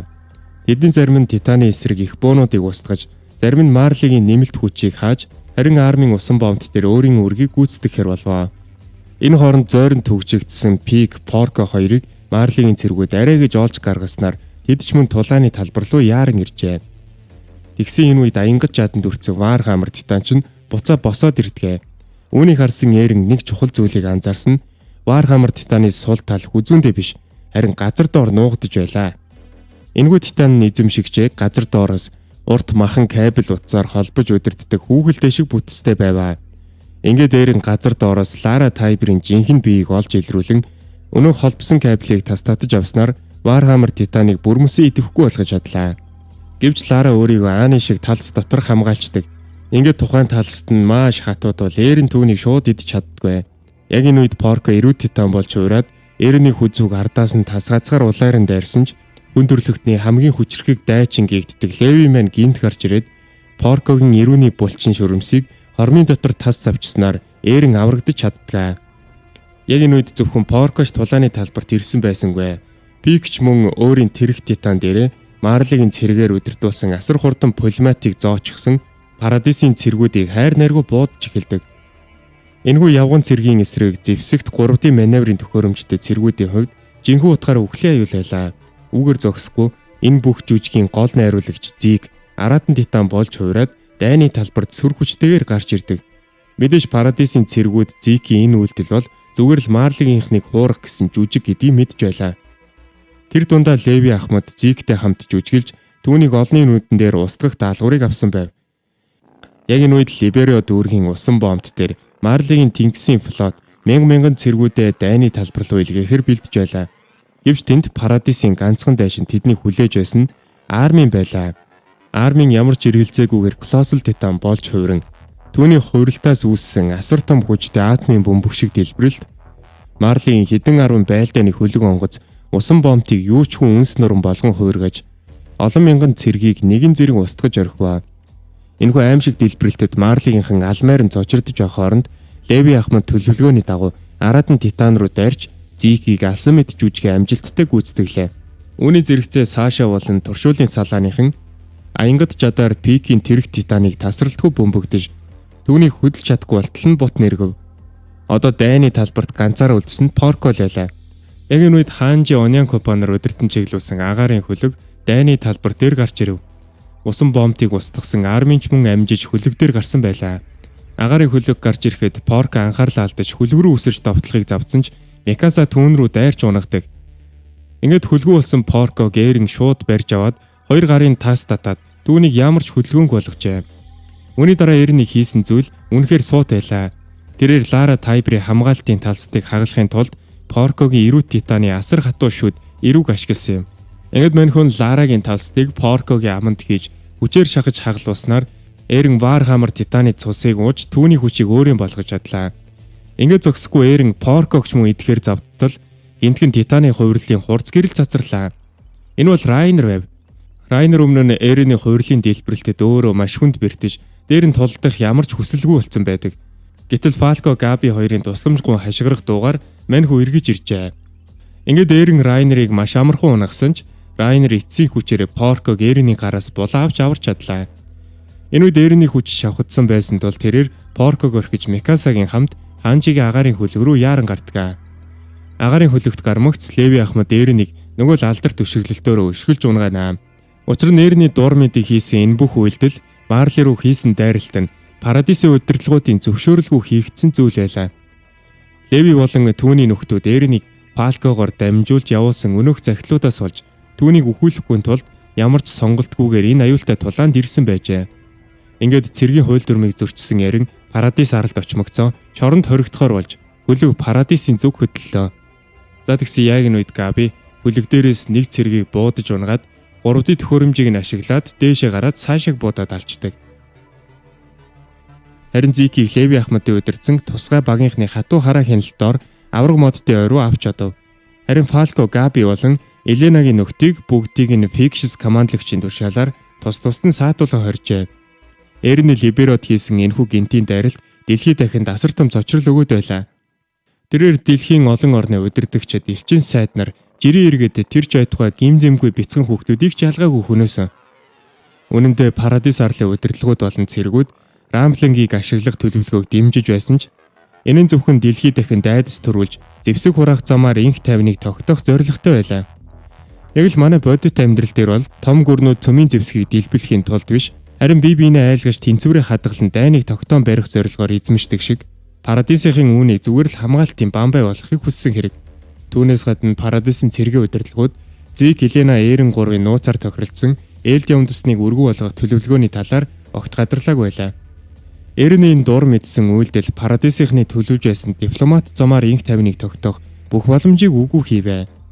Одоо Вилли Тайбрийн хэлсэнчлэн дэлхийн бүх улс орнууд Парадис арлын эсрэг нэгдгээс өөр сонголтгүй болсон бөгөөд энэ нь угтаа Зикийн том төлөвлөгөөний нэг хэсэг байлаа. За ингээд Парадисын удирдлагууд Эрен дахин итгэж болохгүйг ойлгож түүнийг Зиктэй уулзуулахгүй тусгаарлаа зогсохгүй. Эрений биедэх үндэслэгч Титаныг өөр илүү найдвартай өгөнд ордог хүнд шилжүүлэх өгөхөөр нууцаар хилцэж эхэлжээ. Нөгөө талд туршуулын салааныхан Сашагийн оршуулгыг хийж гүйцэтгэв. Хүмүүр гүний гашууд нь нулимс тусгаж байсан ч хамгийн их зүрхэн зүсэгцэх хүн бол Марлийн олзлогдсон тоогооч залуу Николо байлаа. Тэрээр өөрийнх нь хийсэн хоолыг дэлхийн хамгийн амттай зүйл гэж амтрхан аз жаргалтай иддэг байсан Сашад ухаангүй дурлсан байжээ. Оршуулгын дараа Сашагийн гэр бүл болох Плаусийнхан ирэхэд Николо тэднийг Сашаг хайрлах чин сэтгэлийн үүднээс өөрийн ажилдаг ресторанд урьж амттай хоолоор дайлахаар болов. Яг энэ үед шоронд хоригдож байсан Габи Фалко хоёрч зүгээр суусангүй. Фалко биеийн өвдсөн дүр эсгэж харуулын цэргийг хуурж өрөөндө оруулж ирэхэд Габи нууж амжсан зүйлээрээ толгойр нь хүчтэй цохиж унагадаг. Үгээр зогсгүй Габи өнөөх цэргийг ухаан алдсан хойнож хайр найргүй цохиж амь насыг нь бүрлгэж орхилоо. Энгүү тэр хоёр шоронгоос оргож Парадис арлын гүн рүү зүгтдэг. Шоронгоос оргосон Габи Фалко хоёр Парадис арлын уудам тал нутгаар анхудаа тэнэвчилж эхэллээ. Габигийн толгойд энэ арлынхан бүгд чөтгөрүүд гисэн суртал ухуулга байсаар байсан бол Фалко арай өөрөөр харж байв. Учир нь тэр фестивалийн шөнө Эрен Райнер хоёрын яриаг сонсоод Марлигийн ээлдээ шуудж ялгаагүй, Парадисын ээлдээ шуудж ялгаагүй бүгд л адилхан зовж зүдэрсэн жирийн хүмүүс гэдгийг ухаарсан байлаа. Яг энэ үед тэд тохиолдлоор Каягийн охинтой тааралд байв. За энэ Кая бол урд нь нөгөө Саша амийг нь аварж байсан өнөөх жижигхэн охин бөгөөд тэр цагаас хойш Плаусын гэр бүлд өргөгтэй амьдарч байсан юм байна. За ингээд Кая, Фалко, Габи хоёрыг хин гэдгийг мэдлгүй гэртээ урьдгаа. Ингээд хэд хоногийн дараа Плаусын гэр бүл өнөөх тоогооч Николагийн урилгаар түүний ресторан руу хоолнд орохоор хүүхдүүдийг дагуулсан явлаа. Энэ хооронд Парадисын дотоод байдал бүрмөсөн тогтворгүй болоод байв. Засгийн газар Эрений биеэс үндэслэгч Титаныг булааж авахар бэлдэж буй нууцыг Флок болон туршуулын салааны зарим шин цэргүүд гадагш задруулж орхисон байдаг. Үүнээс олж ард иргэд цэргийн удирдлагуудын эсрэг босч Эренийг суулал тэр бол биднийг хамгаалж Марлиг гисгэж буй цорын ганц баатар гэлж ихсаал хийж эхлэв. Тэгтэл энэхүү үеийн дундуур цэргийн төвийн штабын байранд асар хүчтэй дийлбэрэлт болж Парадисын зэвсэгт хүчний ерөнхий командлагч Дариус Закли газар дээр ам үрэгддэг. Энэ аимшигт аллагын дараа цэргийн дээд удирдлагууд яаралтай хуралдаж байх үед Эрен шоронгоос ороглоо гэх өөр нэг хар мэдээ ирдэг. Эренд зөвхөн Флок төдийгүй цэргийн айрам доторч маш олон нуус дэмжигчд байсан тодорхой болно. Тэд өөрсдийгөө Элдиагийн шинэ үеийн эзэнт гүрэн гэж нэрлсэн бөгөөд цэргийн тэднийг Эгрист хөдөлгөөн гэж нэрлэв. Нөгөө талд Марли улсад командлагч Магат бусад Титан үлэгчдтэйгээ уулзаж Зикийн урвалтыг хилцэж байлаа. Уг нь дэлхийн холбоотой орнуудын айрмыг цуглуулж Парадис руу довтлоход 6 сарын хугацаа хэрэгтэй байсан ч Райнер үүнийг эрс эсэргүүцэв. Тэрээр 6 сар гэдэг хэтэрхий урт хугацаа. Энэ хооронд Эрен Зик хоёр дэлхийг сөөрүүлэх төлөвлөгөөгөө аль хэдийн бэлтжин. Тиймээс одоо шууд гинтийн дайралт хийх хэрэгтэй гэж ятгахснаар Марлигийнхан Парадис руу нууцаар хөдөлжээ. Парадист Эгрист хөдөлгөөн үүсснийг мэдсэн Хаанжи Ахмад болон хайгуулчдын багийнхан Николагийн ресторан руу яарвчлаа. Учир нь тэнд Марлигийн олзлогдсон цэргүүд цуглардаг тул с ิจ гтэй байлаа. Яг тэр үед ресторан дотор Николо Плаусын гэр бүлийг дайлж байв. Хоолны үеэр Габи Фалко хоёр Николотой ганцаарчлаа уулзаж бид Марлигийн цэргүүд байна.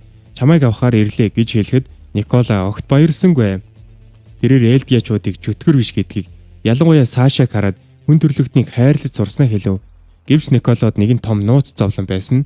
Елена түнд Парадисын цэргийн дээд тушаалтнуудад зориулж нэгэн онцгой улаан дарс заавал өгч байхыг тушаасан бөгөөд Николо тэрхүү дарсанд ямар нэгэн аимшигтай зүйл байгааг гадарлаж байсан ч өөр сонголтгүй уулгаж байжээ.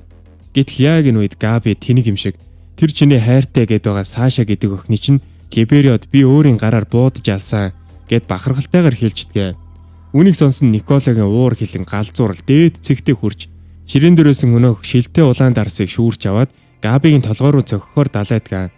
Яг энэ үед Фалко Габи хамгаалгаар урдуур нь орж хааснаар өнөөх дарсны шил Фалкогийн толгойг онж хагараад тэрээр ухаан алдахтаа өнөөх шилэн доторх шингэн ам руу норчихдгоо. Үүний дараа Николо тэр хоёрыг Плавсын гэр бүлийнхний өмнө аваачиж цаашаа галсан хүн бол Габи гэдгийг бүгдэд зарлана. Энэ бүхнийг Ханжи болон түүний нөхдүүд ч бас харж байлаа. Николо Сашагийн авд Габигаас өшөөгөө авч алахыг санал болгодогч аав нь өшөө авалтаас татгалзана. Габиг аллаа гэд асуудал шийдэгдэхгүй. Энэ ус хонзонгийн тойрог хизээш дуусахгүй гэдгийг тэр ойлгож байлаа. Энэ бүхнийг сонсоод Николо арай гэж тайвширч Ханжид хандан Фалкогийн амийг цэвэрлж өгөхийг хүсдэг. Мөн нөгөө дарсны талаарх сэжгэлж буй зүйлээ хэлнэ. Николо тэр дарсыг Зикийн нугасны шингэнтэй байж магадгүй гэж хэлсэн ч ердөө таамаг төдий байсан учраас нарийн учрыг өөрөө ч мэдэхгүй байлаа. Өмнө нь хэлсэнчлэн тэр яг аль талд нь зогсож байгаагаа өөрөө сайн ойлгохгүй байсан хэрэгэлдэ. Төд хөдөлгөөний Игристийн фракцийнхан тэр дундаа Эренч бас нөгөө ресторанд хурж ирнэ. Тэгээд тэд Ханжигийн цэргүүдийг бүгдийг нь баривчилж Плавсын гэр бүл Николо, Габи, Фалко нарын хамт Шиганшина дүүрэг рүү авч яваад тентхийн шоронд хорчихдог. Гэвч Марлигийн титанууд Шиганшина руу хэдийнэ нэвтэрч гиснийг Игристийнхэн анзаарсангүй. Тэдний дунд Форко яг ижилхэн дүрмд хувцсан хүмүүс ч гэсэн явж байснаас гадна пик хүртэл Эрений байгаа газарт нууцаар нэвтэрч чадсан байлаа. Энэ хооронд Зикийг хорж байсан ойд Леви Заклиг үгсэн тухай болон Игристийнхэн гих фракц байгуулагдсан тухай мэдээг хүлээж авнаа. Үүнийг сонсоод Леви Зикийн биеэс титаны хүчийг өөр хүнд шилжүүлэхээр шийддэг. Учир нь Зик бол энэ бүх зүйлийн түлхүүр тул түүнийг Эрентэй уулзуулахгүй байх хэрэгтэй гэдгийг Леви сайн мэдж байв. Гэвч харамсалтай нь Зик үүнийг хэдийнэ тооцоолчихсан байжээ. Левигийн туслахуд бүгд өнөөх Зикийн нугасны шингэнтэй дарсыг уучсан байсан бөгөөд Зикийг орилготол тэд бүгд титан болж хувирнаа. Нийтдээ 30 орчим хүн титан болчихдог. Левиг цэргүүдээ өрөвдөж өөрийнхөө хүмүүс рүү гар далаж зүрхлэхгүй байхаа гэж Зик итгэлтэй бодож байлаа. Гэвч түүний тооцоол бүрэн алдагддаг. Леви маш хурдан хугацаанд тэр олон титаныг устгаж Зикийн араас шууд нэгчиглэнэ. Үүнийг хараад сандарсан Зик шууд л титан болж хувирж Левитэй тулдаж эхэлдэг. Харамсалтай нь энэ тулааны талбарт Левид дэндүү ашигтай маневр хийхэд тохиромжтой том модтой ой байлаа. Дээрээс нь Зикэд шидэг хад чулуу гих мэтийн зүйл олддгүй. Зикэд ямар ч ялах боломж байсангүй. Эцэст нь Леви дөрвөн аянгат жадыг Зикийн хүзүүнд нь яг зоож орхидог. Тулаан дуусны дараа Леви аюулгүй байдлыг бодож тэгээд Зикийн биднийг аянгат жад зоож орхиод хэрв чи жаахан л хөдлөх юм бол шууд дэлбэрэн шүү гэж сануулдаг. Үүгээр зогсохгүй Зикийг титан болж хувирахаас сэргийлж хөлнийх нь булчин таслаж хаяад хөл нь ургаж эхлэх бүрд дахиад завчсаар байлаа. Леви түүний титаны хүчийг өөр хүнд өвлүүлэх тохиромжтой хүнийг хайсаар л байна. Гэтэл санаанд жоромгүй зүйл болж Зик үхлээс айхгүй байгаа мэт биеэ хөдөлгөж зоосон байсан аянгат жадыг дэлбэлж орхидог. Тэргүй дэлбэрэлтээр Зикийн биеийн доод хэсэг бүрэн сүрж зөвхөн толгойноос нь цээж хүртэлх хэсгэл үлдэнэ. Тэр ч байтугай Леви өөрөө ч дэлбэрэлтэд өртөж хоёулаа үхлийн ирмэг дээр ирчдэг. Яг энэ үед гинт хаанаас ч нэг энгийн титан гарч ирээд Зикийн биеийг аваад өөрийнхөө гидсийг хүлээд дотор нь хийждэг. Энэ хооронд Шиганшина дүүрэгт нууцаар нэвтэрч чадсан Пик Эрентэй уулзаж ярилцахыг оролдоно. Гайхалтай тэр Эренийг дэмжиж байгаагаа илэрхийлдэг. Мэдээж Эрен тийм амархан итгэсэнгүү хэлсэн үгээ батлахыг Пикээс шаардана. Энэ үед Пикш нөхдийнхөө нуугдж байгаа газрыг зааж өгийгээд Эренийг барилгын дээвэр рүү хамт гарахыг хүсдэг. Тэгээд дээвэр дээр гармагц Порко доороос нь гинт титан болж гарч ирээд Эрен рүү дайрдаг. Эрен азар бултаж амьдулсан ч хөлөө хазуулцдаг. Тэгээд Эрен ч зүгээр суулгүй шууд л титан болон хувирч тулдахад бэлдэнэ. Үнэн дээр Пикийн хэлсэн бүхэн зүгээр л жүжиг байсан бөгөөд Эренийг хавханд оруулах гэсэн зал байлаа. Яг тэр мөчөд Марлигийн 5 нисэх онгоц Парадис арал дээр хурж ирнэ. Харин ойд аянгат жадны дэлбэрэлтэд өртсөн Зик Леви хоёр хин нүхтэй тулаад байлаа. Гэвч Зикэд огт санаанд оромгүй тусламж ирсэн нь нөгөө энгийн титан түүний гидсэндээ хийсэн явдал байлаа. Ойд усан тэрхүү дэлбэрэлт замбраагүй байдлыг дуулаад Ханжи болон Игрийн фракцийнхэн шууд л тэр газар руу яар очдог. Тэнд очиход Леви өхлүүд хэвтэж байлаа. Тэгтэл нөгөө Зикийг залгисан титаны биеэс гинт өтгөн удаа манарч гарч ирээд тэр дотроос Зик цоо ирүүл зүгээр болчихсон гараад ирдэг. Зикийг тэр титаны гидсэнд байхад нэг нууцлаг охин түүнийг асарч сүрсэн биеийг нь эргүүлэн бүтээж өгсөн байдаг. Энэ бол зөвхөн хааны удмынханд байдаг онцгой эрх ямб бөгөөд үүний ачаар Зик үхлээс мултарч төлөвлөгөөгөө цааш үргэлжлүүлэх боломжтой болдгоо. За тэгэд энэ охиныг бол хин гэдгийг дараа нь та хэд мэднэ. За тэгэд яг энэ үед Игрийн фракцийнхэн Зикийг гинт гараад ирсэнд анхаарал нь сарнаад байж байтал Ханжи үүнийг далимдуулаад хурдхан шиг Левиг аваад зүхтждаг. Харин Шиганшина дүүрэх дээрэн дайснуудынхаа өмнөөс ганцаараа баатарлагаар тулдгаар шийднэ. Тэр Зикийг гэртэл яаж игээд цаг хожихыг хичээж байлаа. Үүнийг харсан Елена ч Игрийн фракцийнхэнд хандан Эйр нь туслахыг тушаадаг. Гэвч дайсны дайралт дэндүү гинтийн байсан болохоор Игрийнхэнд бэлтгэл хийх цаг хугацаа хомос байлаа. Ойрын зайн тулаанд Эйрэн Райнер Порко хоёрт хавчигдан бүслэгдэж, харин Пик ардаас нь Титаны эсрэг их бугаар онилж байлаа. Эйрнийг анхаарал алдах мужид Пик их бугаараа яг толгой руу норомчтой буудаж орхино. Түүнчлэн Марлигийн цэргүүд Игрийн фракцийн руу тасралтгүй гал нээж байсан тул тэдэнд аянгат жадаа ашиглах ямар ч боломж олдсонгүй. Дайн эхлээд ердөө хэдхэн минут болж байхад л Эйрэн хэдийнэ ялагдах дээрээ тулаад байв. Байдал биштгийг харсан Ониан Копон нэмэлт хүч дуутахаар шорон руу гүйж очин Микаса болон түүний нөхөдтэй уулздаг. Тэр тэднээс Эйрэн туслахыг гуйсан боловч Коны үүнийг сонсоод шууд л ууралдгаа. Өөрсдөөс нь урвсан Игрийн фракцид туслахыг тэр огт хүссэнгүй. Зикийн нугасны шингэнтэй дарсны асуудал болон Элдиа хүмүүсийг үргүү болгох тэрхүү аимшиг төлөвлөгөө нь Коныг бүрмөсөн гомдоож урам нь хугарахад хүргэсэн байлаа. Тэр үед Ониан Копон энэ бүх залм ихэнд өөрөө ямар ч хамааралгүй бөгөөд энэ бүх урвалт зөвхөн Еленагийн төлөвлөгөө байсан гэдгийг тайлбарлахыг хичээнэ. Тэр өөрөө Элдиа хүмүүстэй үнэн сэтгэлээсээ найзлахыг хүсэж байсан төдийгүй Елена болон Игрийн фракцид хуурцснаа хэлэв. Бүр Элдиа хүмүүсийг үргүү болгох төлөвлөгөөгч эсэргүүцэж байснаа дурджээ. Гэвч хэрвээ тэр үүнийгээ ил гаргуул шууд л амь насаа алдах байсан хэрэг. Энэгүй тайлбарыг сонссны дараа Кони, Жан, Армин, Микаса нарын домогт 4 цэрэг тулааны талбарт иргэн ирж туслахаар шийддэг. Энэ хооронд Эйрэн Райнерын ширүүн дайралтад хүчин мөхсдөж хүнд байдалд байсаар л байв. Тэгтэл гинт түүний ах Зиг тулааны талбарт хурж ирэхэн тэр Шиганшинагийн хэрэмдээр гарц зогсоод дээрээс нь чулуу шидэж эхэлнэ. Хэрмээ орой дээрээс алсын зайн дайралт хийх нь дэндүү ашигтай байсан тул тэрээр Марлигийн цэргүүдийг устгаа зогсохгүй нисэг онгоцуудыг нь сүрүүлж орхив. Энэ үед Зикийг ирэхийг хармагцаа Эйрэн түүн рүү хамаг хурдаараа гүйнэ. Хэрв тэр хоёр бие биедээ хүрч чадвал үндэслэгч Титаны хүчийг идэвхжүүлж энэ дайныг шууд л төгсгөл болгох боломжтой байлаа. Мэдээж Марлигийн цэргүүд Эйрэнийг Зигтэй уулзуулахыг яасан зөвшөөрөхгүй штэ. Энэ үед Пик Титаныхаа биеэс гараад хөвддөг. Тэгээд Зикийг анхаарал алдах мөчид командлагч Магат их буугаар яг хүзүүрүү номчтой буудаж орхидгоо. Зиг газар унж хөдөлж чадахгүй болсон ч амьд хэвээрэлээ. Харин Эйрэн тулаан дунд түүн рүү зүтгэсээр л байлаа. Гэтэл Поркогийн Эйрэний хөлнөөс зуурж хазаад Зигтэй уулзуулахгүй тул хөлийг нь тасдагыг оролдоно. Энэ нь Эйрэнд үнэхээр төвөгтэй байсан тул тэр Поркогийн хүзүүрийг нь хүчтэй цогж авдаг. Үүний улмаас Порко ухаан алдаж унана. Гэвч цаана Райнер Пик хоёр байсаар л байв. Эйрэн дахин их бооны суманд өртөж Райнер түүнийг хөдөлгөөнгүй бариад авдаг. Эйрнийг ингээд мухардалд орохыг харсан Зиг өөрийнхөө орилго хүчийг ашиглахаар шийдэнэ. Ингээд Зикийн нугасны шингэнтэй Дарсиг уусан Парадис арлын бүх хүмүүс тэр дундаа Зикийн гол бай байгаагүй Фалко хүртэл Титан болоод хувирчдаг. Зиг Фалкод Райнер руу дайрах тушаал өгөхөд Райнер үнэхээр хэцүү байдалд орно. Учир нь тэр өөрийн ойрын хүн болох Фалког аль зүрхлэхгүй шүү дээ. Энэ хооронд Пик Магат хоёр Зиг рүү дахин их буугаар буудаж Зиг тэднийг хуурахын тулд үгсэн дүр хэсэгдэгэ. Үүнд нь хуурцаа Райнер дайн ингээд дууслаа. Эйрэн одоо үндэслэгч Титаны хүчийг ашиглаж чадахгүй гэж бодоод Фалкод өөрийгөө идүүлэхээр шийдэнэ. Ингэснээр Фалко эргээд хүн болж чадах байлаа. Райнерын амьдрах хугацаа ч угаасаа дуусч байлаа. Тэгэд жирэн Райнер энэ олон дайн тулаанаас үхтлээ ядарч амьдралаа эртнээс дуусгахыг хүсэж байсан юм байна л да. Түүнийг амиа хорлохыг завдах бүрд дандаа ямар нэг зүйл саад болдог байсан бол одоо Фалкогийн гарт үхэх нь хамгийн зөв сонголт шиг санагджээ. Гэвч харамсалтай нь хувь тавилан түүнийг хараахан үхүүлсэнгүй. Фалкогийн анхаарал гинт цаана нүхлүүд хөвтөж байсан Порко руу шилжиж эцэст нь Порко гэдчихдэг. Ингэснээр Фалко эрүү Титаны хүчийг өвлөө авч эргээд хүн болно. Райнер инхүү эцсийн тусал цусаа хүртэл тэмцэх тавилантай байж. Энэ үед Райнерыг анхаарал алдах далимд Эйрэн түүний гараас мултарж Титаны бие хатууруулад өөрөө хүн төрхөөрөө Зик рүү гүйдэгэ. Энэ үед түүнийг Жан, Кони хоёр хамгаалж Райнер руу аянгаж чад шидэж байсан бол Армин, Микаса хоёр Пикийг их буугаар буудуулахгүй тулд саатуулж байлаа. Гэвч тэдний хараанаас гадуур нэг хүлдсэн Габи байлаа.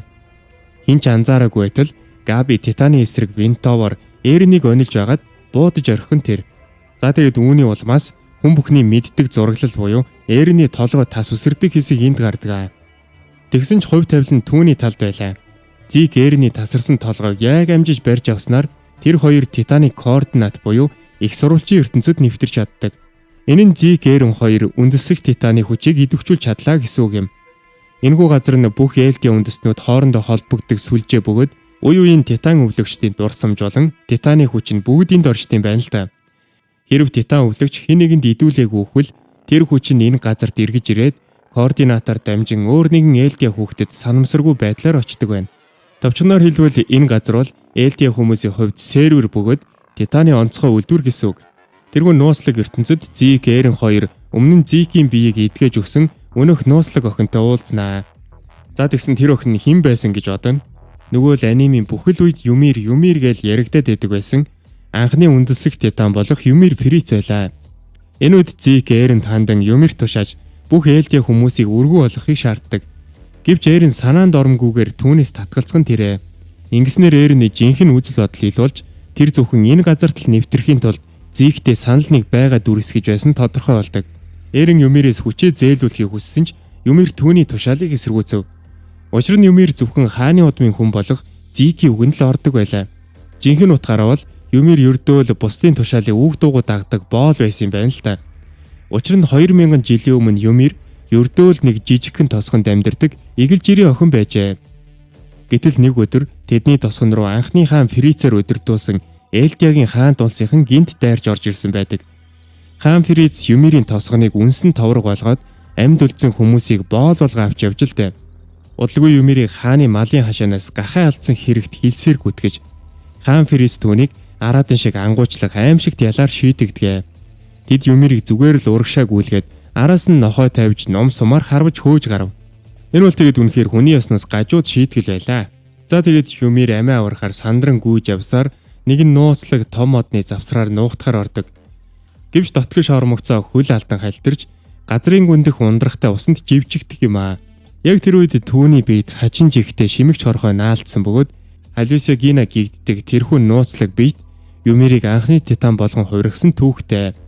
За тэгсэн дараа нь Титаны хүчтэй болсон хэрмээл Юмир өөрийг нь тамлаж байсан хаан Фрицтэй эргээд л үнэнчээр зүтгээд байдаг. Улмаар Юмир энэхүү агуу хүчээ ашиглан хаан тулсад зам харгууг нь засах, уулсыг холбосон гүүр барих зэргээр бүтээн байгуулалт хийж өгдөг. Гэвч хаан Фриц үүгээр зогсохгүй Юмирийн Титан төрхийг ашиглан Марли хаан тулсыг зэрлэгээр хядаж игсэн юм. За ерөөдөө бол энэ л Марли болон Элдиа үндэснүүдийн олон зуун жил үргэлжлэх үс хонзонгийн эхлэл болсон юм байна л да. Улмаар Титаны хүчний ачаар Элдиа хаан тулс маш хурдастай хөгжиж тэднийг дийлэх хүч нь дийлэхэд үгүй болваа.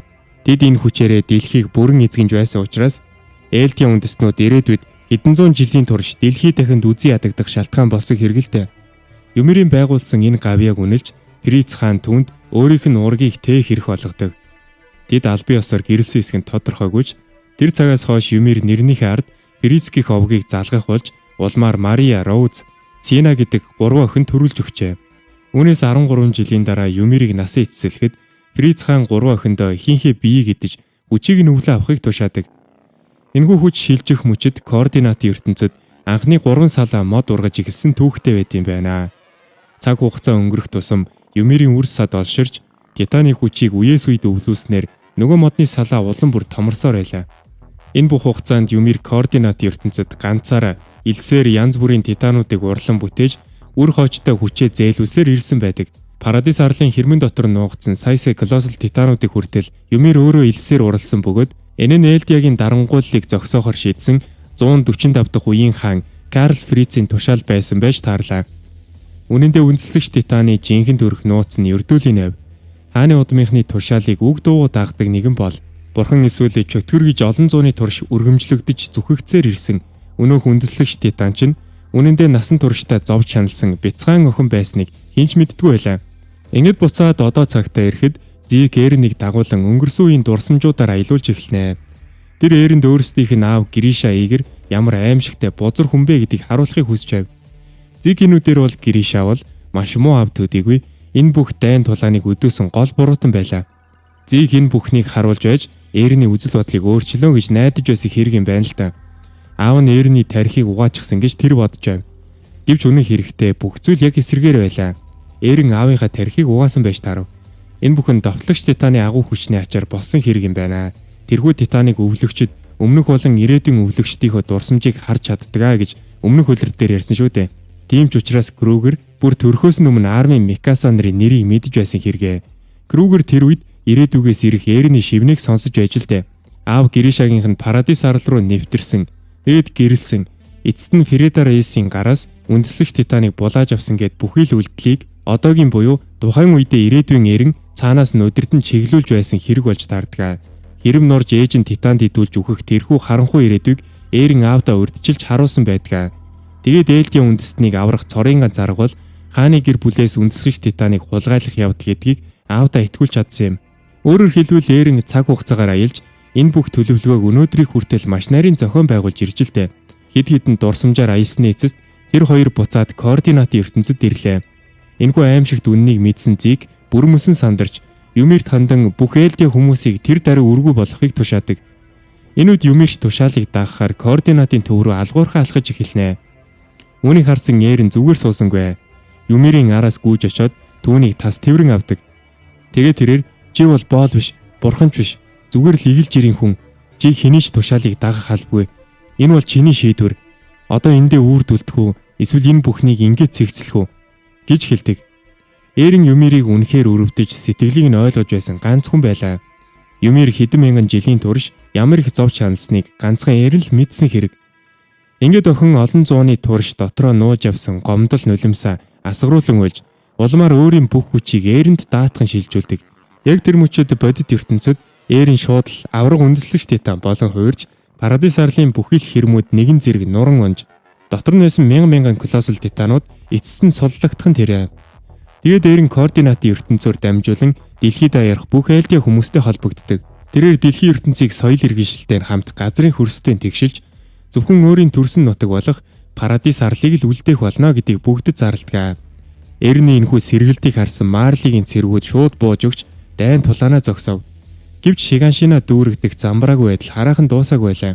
Өмнө нь Зигийн хашгираанаар хувирсан өнөөх энгийн Титанууд байсаар байсан тул Игрийн фракцийнх нь тэднийг устгахаар үдсээр л байв. Энэ хооронд манай хэд Порко гэдэг тухайн алдчихсан хөвдөж байгаа Фалког олж аваад түүнийг яах вэ гэдгийг хэлцэж эхлэнэ. Гэтэл гинт Кони амиа хичээсэн зан гаргаж Фалког Титан болчихсон байгаа өөрийнхөө ээжид дидүүлэхээр зүтгэдэг. Ингэж ажил ээжигээ буцааж хүн болгох гэсэн хэрэг юм байна л да. Армин бол үүнийг нь болиулах гэж оролдоно. Учир нь Фалког алчихвал Райнертай дахиад л шинэ үс хонзон үүсч асуудал үүснэ гэдгийг тэр мэдж байлаа. Армин Марлигийнхэн хэдийнэ бут нэргүүлсэн тул энэ утгагүй дайсагналыг одоо л нэг дуусгахыг хүссэн юм. Харамсалтай нь Кони зөрүүлсээр Фалког аваад өөрийн тосгон руу зүхтждаг. Энэ үед Жам Микаса армийн 3 хэд хэдэн Титанууд бүслэгдсэн байсан болохоор Конигийн араас шууд хөөж чадсангүй. Тэдэнд эхлээд тэдгээр Титануудыг устгахаас өөр сонголт байсангүй. Ингээд тэд Игрийн фракцийнхэн туслан Шиганшина дахь бүх Титануудыг устгаж дуусгадаг. Энэ хооронд газар доорх шоронд байсан Ани Леонхард гинтхэн нөгөө болор бүрхүүлээс чөлөөлөгддөг. Энэ нь нэрэн үндэслэгч Титаны хүчээр бүх хэрмийн хадуурлыг нураасантай холбоотой байлаа. Санамсаргүй байдлаар цэргийн цагдаагийн хийж Анигийн хоригдож байсан газраас гарсан хөлийн мөрийг олж хараад дагаж явсаар Аниг олдог. Гэхдээ тэр хоёр урд нь цэргийн цагдаагийн газарт хамт байсан нөхдөө тул одоо бие биетэйгээ тулдах ямар шалтгаан байсангүй. Ингээд хийж Аниг зүгээр явуулаа зогсохгүй бүр хот руу хүргэж өгдөг. Ингээд шөнө болж Хаанжи ойд Левиг асарч шархыг нарэ гэж богоод амарч байлаа. Хаанжигийн ачаар Леви үхлээс мултарсан ч хараахан хөдөлж чадахгүй л байлаа. Удалгүй Хаанжи түүнийг Шиганшина руу авч явахаар замд гарсан ч замдаа Пик Магат хоёртой тааралдан. Тэд хоорондоо ярилцаж эцэст нь дэлхийг аврах шинэ багийг бүрдүүлдэг. Хаанжи Эринийг хийж байгаа үйлдэлийг буруу ямар ч шалтгаан байсан үе олноор нь устгах явдлыг зөвтгөж болохгүй гэж үзэж байлаа. Ингээд тэр Магаттай хамтран Эринийг зогсоохыг хүссэн ч ердөө дөрвүүлээ байсан тул нууцаар шинэ гишүүд илсүүлэхээр шийдэнэ. Яг тэр шөндөө Хаанжи Жиан Микаса хоёртой нууцаар уулздаг. Тэрээр шууд л Эринийг зогсоох хүсэлтэй байгааг хэлж өөрийн багт нэгдэхийг урахад Жиан Микаса хоёрч дуртаяа зөвшөөрнө. Ингээд энэхүү мэдээг цааш нь дамжуулж армийн төртөл дуулгадаг. Маргааш өглөө нь Рагако тосгонд Кони Фалког ээждээ дүлхээр зэхэж байтал армийн Габи хоёр яг амжиж тэнд хурж ирнэ. Армийн Конид хийж байгаа үйлдэл нь буруу гэдгийг ойлгуулах гэж зөндөө хичээсэн ч Кони огт үгэнд нь ордгоо. Ингээд эцсийн бүлэгт армийн Фалког аврахын тулд өөрийн амиар дэмжин тавьж Титаны ам руу шууд үсрээд орчдөг. Үүнийг харсан Кони сандарсандаа Фалког хаяад арминыг яаран татж аварнаа. Энэхүү үйл явдлын дараа л Кони ухаан сууж ээжигээ хүн болгох гэсэн утгагүй боллосоо татгалздаг. Ингээд армийн Конид дэлхийг аврах шинэ баг бүрдэж байгааг дуулгаснаар армийн Кони Габи Фалко дөрүүлээ бусадтайгаа уулзгаар замд гарна. Ингээд тэд бусадтайгаа уулзахаас өмнө жаахан хүч сэлбэж хооллохоор Парадис арлынхны ялалтын баяраа тэмдэглэж байгаа газарт очдог. арлын иргэд тусгаар тогтнолоо тэмдэглээд хаасайгүй найрлаж байлаа. Гэтэл манай хэд тэндэ байж байгаад санамсаргүй байдлаар Анитай тааралдаж түүнд ч бас шинэ баг байгуулагдсан тухай хэлдэг. Тэр шөндөө ойн гүнд дэлхийг аврах багийнхан бүрэн бүрэлдэхүүнээр цугларч амжнаа. Ингээд өглөө болоход тэд дэлхийг аврах аяндаа шууд гарлаа. Тэдний төлөвлөгөө бол Хизуур улсын бүтээсэн нисэх онгоцыг хулгайлах явдал байлаа. Учир нь тэр олон сая титануудаас мултрах ганц арга нь агаарт нисэх байлаа. Гэвч нөгөө онгоцыг флокоор удирдуулсан Игрийн фракцийнхан маш чандлан хамгаалж байснаас гадна Хизууругийн инженерүүдийг барьцаалчихсан байлаа. Тэдгээр инженерүүд байхгүй бол онгоц хөөрөх боломжгүй учраас дэлхийг аврах багийнхны эхний даалгавар бол онгоцыг хулгайлж инженерүүдийг аврах явдал байлаа. Ингээд армийн олон хүний амь насыг хохирохгүйгээр онгоцыг авах төлөвлөгөө зохиодгоо. Тэр Конитэй хамт Игрийн фракцийнхныг дэмжиж байгаа дүр эсгэж тэднийг хуурах гэж оролдсон ч дайснууд хэдийнэ тэднийг сэжүүлчихсэн байваа. Ингээд армийн төлөвлөгөө нурж цусурсан ширүүн тулаан эхэлнэ. Ханжи Магат Жам Микаса дөрвөлээ Хизууругийн инженерүүдийг хамгаалахаар барилга руу нэвтэрч харин Райнер Аны хоёр шууд титан болон хуурч дайснуудыг устгаж эхлэв. Гэвч тэдний гол зорилго нь инженерүүдийг болон онгоцыг хамгаалах байсан тул өөдөөс нь шидэж байсан олон 10 аянгат чадны дэлбэрэлтийг биеэрээ хахаас үр аргагүй болов. Тэд хэдий хүчтэй ч гэсэн тийм олон дэлбэрэлтэд өртөөд ирэхээр бие нэвдэрч эхэлдэг. Үүнийг харсан Фалко зүгээр сууж чадалгүй өөрийн эрүү титаны хүчийг ашиглан тулаанд ордог. Ингээд Фалко тулаанд орсноор Игрийн фракцийнхны хамгаалалт бүрмөсөн бутарж үүнийг далимдуулан Микаса болон түүний нөхөд дайралтыг улам ширүүсгэв. Эцэст нь энэ тулаанд дэлхийг аврах багийнхан ялалт байгуулж Магатаас бусд нь бүгд усан онгоцондоо сууна. Яасан бэ гэсэн командлагч Магат Игрийн фракцийнхны нэмэлт хүчийг саатуулахаар тэндээ ганцаараа үлдэхэр шийдчихлээ. Гэвч азар Магат ганцаараа тулдсангүй. Гинт Киш Шадис буюу Парадис арлын өнөөх хатуу чанд сургагч багш түүн туслахаар гараад ирдэг. Ингээд тэр хоёр дайсны усан онгоц руу нууцаар нэвтрэн орж эсрэг бодис суурлуулж эхэлнэ. Тэдний гол зорилго бол Игрийн фракцийнхныг дэлхийг аврах багийнхны араас нэхэж хөөх боломжгүй болгох явдал байлаа. Гэвч харамсалтай нь онгоцыг устгахын тулд тэд өөрсдийгөө ч бас золиослохоос өөр аргагүй төрж хөлөг онгоцтой хамт дэлбэрэн ам өргөддөг. Тэдний энэхүү агуу гавьяа золиослол дэлхийг аврах түүхэн баатарлаг үйлс бол мөнхрөн үлдэх нь гарцаагүй. Ингээд дэлхийг аврах багийнхан Марлийн өмнөд хэсэгт орших Одиха хот руу хөлгийн жолоо залав. Тэнд Азума Битогийн эзэмшлийн онгоцны бааз байдаг учраас тэр газрыг зорьсон хэрэгэ. Хизууругийн нисэх онгоцыг хөөрөхийн тулд маш их бэлтгэл засвар хэрэгтэй байсан тул тэдэнд Одиха хотыг зорихоос өөр сонголт байсангүй. Энэ хооронд дээрэн титануудынхаа хамт Марлийн далайн иргэд хэдийнэ тулаад ирсэн байлаа. Замд нь дэлхийн холбоотны улсууд тэнгисийн цэргийн флотууд саатуулахыг оролдсон ч Эрен авраг колоссал титануудаа урагшлуулан тэднээс гарах халуун уураар дайсныг төөнөж эхэлдэг. Хөлөг онгоцууд шидэгдэж дотор нь байсан цэргүүд колоссал титаны халуун ууранд хоромхон зуурч шатж эхэлдэг. Яг л урд нь армийн Бертолдоор удирдуулсан титантай тулдаж байх үеийн шиг аимшиг дүр зураг харагдана. За ингэж багийнхныг замдаа явж явах хооронд Эрен аль хэдийн Марлийн нутаг дэвсгэрт нэвтэрчихсэн байдаг. Олон мянган колоссал титанууд урдаа тааралцсан бүхнийг бяц гიშгчин алгуурхан урагшилж хүмүүс амиа аврахаар ийшдий сандран гүйлдэнэ. Гэвч хаашаа зүхтаад нэмэргүй байлаа. Тэнд байсан хүмүүст ердөө 3 хос сонголт байлаа. Титанд гიშгүүлж гүзээзэгний шүүс шиг болох, эсвэл нурангад даруулах, аль эсвэл титаны халуун ууранд бүрэн гүйцэд шарагдаж үхэх. Тэр мөчөд бүх хүмүүс ижил төвшөнд очиж Марли, Элдия, ойрох дорнод гих мэт үндэстэн ясны ялгаа, мөн баян хоосон, нас хүйс, хүүгэд хөгшөд гих цаг бүрмөсөө алгуулж бүгдийг нь ямар ч өршөөлгүйгээр үхлэл хүлээж байлаа. Нуугдах аюулгүй газар гэж үлдсэнгүй. Өндөр уул руу авирсан ч титанууд уул хадыг чажрахгүй өгсөж байлаа. Хүндрэлтний мөхөл нүдний өмнө ирж Эрен үнэхээр л бусдын зүгтэг байсан өнөөх аимшигт чөтгөр болон хувирчээ. Гэхдээ түүнд ямар ч өршөөл инэрл үлдээгүй гэсэн үг биш байлаа. Түүний сэтгэлийн гүнд хүн чанар өрөвдөх сэтгэл байсаар л байв. Энэхүү аимшигт рамблинг буюу ихнүүдэл эхлэхээс бүр эрт Эрен ирээдүйд өөрийнх нь гарт үе олноор үхэх тэр хүмүүсийн талаар эдэнэ бодчихсан байлаа. Тэр Хисториагийн гарт хүрсэн тэр мөчөөс хойш л сүрэл дагуулсан ирээдүйг өөрийн нүдээр харчихсан байсан хэрэг. Тэр цагаас хойш түүний хүн чанар дотроос нь зулгаж ирээдүйд өөрөө хүүхэд эмэгтэйчүүд гэлтгүй бүх хүмүүсийг хядах болно гэдгээ мэдж байлаа. Бүр нэг удаа ойрох дорнодын нэгэн жаахан хүүгээс нулимс туслуулан байж уушлах гуйж байсан удаатай байлаа. Учир нь тэр хүүг ирээдүйд колоссал титаны хүлд гიშгүүлж өгнө гэдгийг Эрен урьдчилаад харчихсан байсан юм. Энэ хооронд дэлхийг аврах багийнхан замдаа явсаар л байлаа. Цаана нь сая хүмүүс титаны хүлд үрэгдэж байхад Тэд дэндүү тайван харагдахч үнэндээ хөлөг онгоцоо зорьсон газартаа хүрэхийг хүлээгээс өөр юу ч хийж чадахгүй байлаа. Замдаа армийн Анитай хуйлах навуулзаж ярилцах боломж олддгоо. Ани өөрийг нь болор дотор хөдөлгөөнгүй байх хугацаанд үргэлж өөр дээр нэрж ханиулж байсанд арминд талархлаа илэрхийлнэ. Тэгээ тэр надаас хамаагүй илүү хөвгөлтэй гоё охид байхад чи яагаад заавал нэг хөшчгсөн чулуутай ирж яриад байсан юм бэ гэж арминаас асуухад армин нүүр нулааж ичсэн өнгөөр чамайг үнэхээр их сансан болохоороо гэж хариулдаг. Яг энэ мөчөд тэд бие биедээ сэтгэлтэй байснаа шууд бусаар илчилж үнэндээ уртаас урт хугацааны турш бие биедээ талтай байснаа ойлголцдог. Ерөнхийдөө бол дэлхийн ертөнд сүрлийн ирмэг тулчгаад байхад энэ хоёрын хайр дурлаа ярилцаад сууж байгаа нь хажин ч гэлээ ирээдүйд юу болохыг хинч мэдэхгүй шүү дээ. Тиймээс сэтгэлдээ ямар нэгэн харамсал үлдээхгүй тул одоо хэлэх нь хамгийн зөв гэж үзсэн байх л да. Ингээд шүн дунд дэлхийг аврах багийнхан одынхаа хотод хурч ирлээ. Тэд цаг алдалгүй тэр шөндөө шууд л нөгөө нисэх онгоцоо бэлдэж эхлэв. Энэ үед хязуургийн инженерүүд онгоцны эд ангиудыг угсарч байх хооронд Леви хаанжи тэргүүтэй хүмүүс Эренийг яаж зогсоох талаар төлөвлөгөөгөө боловсруулж байлаа. Тэд Еленаг Эрен яг хаашаа чиглэж байгааг мэдхийн тулд байцаахад Елена Эренийг Салта цайз руу явж байгааг хэлж өгнө. Тэнд нь Марлигийн цэргийн нисэх хүчний судалгааны бааз байдаг юм байна л да.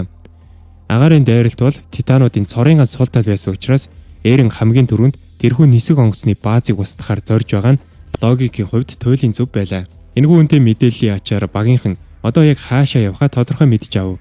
Шөнө өнгөрч одынхаа хотод нар мандах үеэр маш урт хугацаанд ажилласны эцэст хязуургийн онгоцыг угсарч дуустгаа. Одоо зөвхөн шатхуунаар цэнэглэл үлдээдэв. Энэ үед манай хэдэж өөрсдийн 3D маневр төхөөрөмж зүүн бэлэн болжээ. Бүр биеийн бүрэн гүйцэд идэврээгүй баруун гарынхаа 3 хурууг алдчихсан байгаа Леви хүртэл тулааны талбар руу шууд очихоор зихэж байлаа. Ийм хүнд бэртэлтэй хэрнээ түүн тулдахад эргэлзэх зүйл өчүүгэнж байсангүй. Гэвч багийнхнаас бүгд Леви шиг бодож байсангүй. Ани цаашид тулдаж чадахгүй гэдгийг хэлж багтай хамт явхаас татгалздаг. Энэ нь түүний бие тэнхээ муудсандаа биш, харин сэтгэл зүйн хувьд бүрмөсөн төөдснийх байлаа. Тэр өнгөрсөн хугацаанд туулж өнгөрүүлсэн энэ олон утгагүй дайн тулаанаас үнэхээр их залхаж ядарсан байлаа. Одоо Ани зөвхөн өөхөх өдөр хүртлээр амар амгалан амьдрахыг л хүсэж байлаа.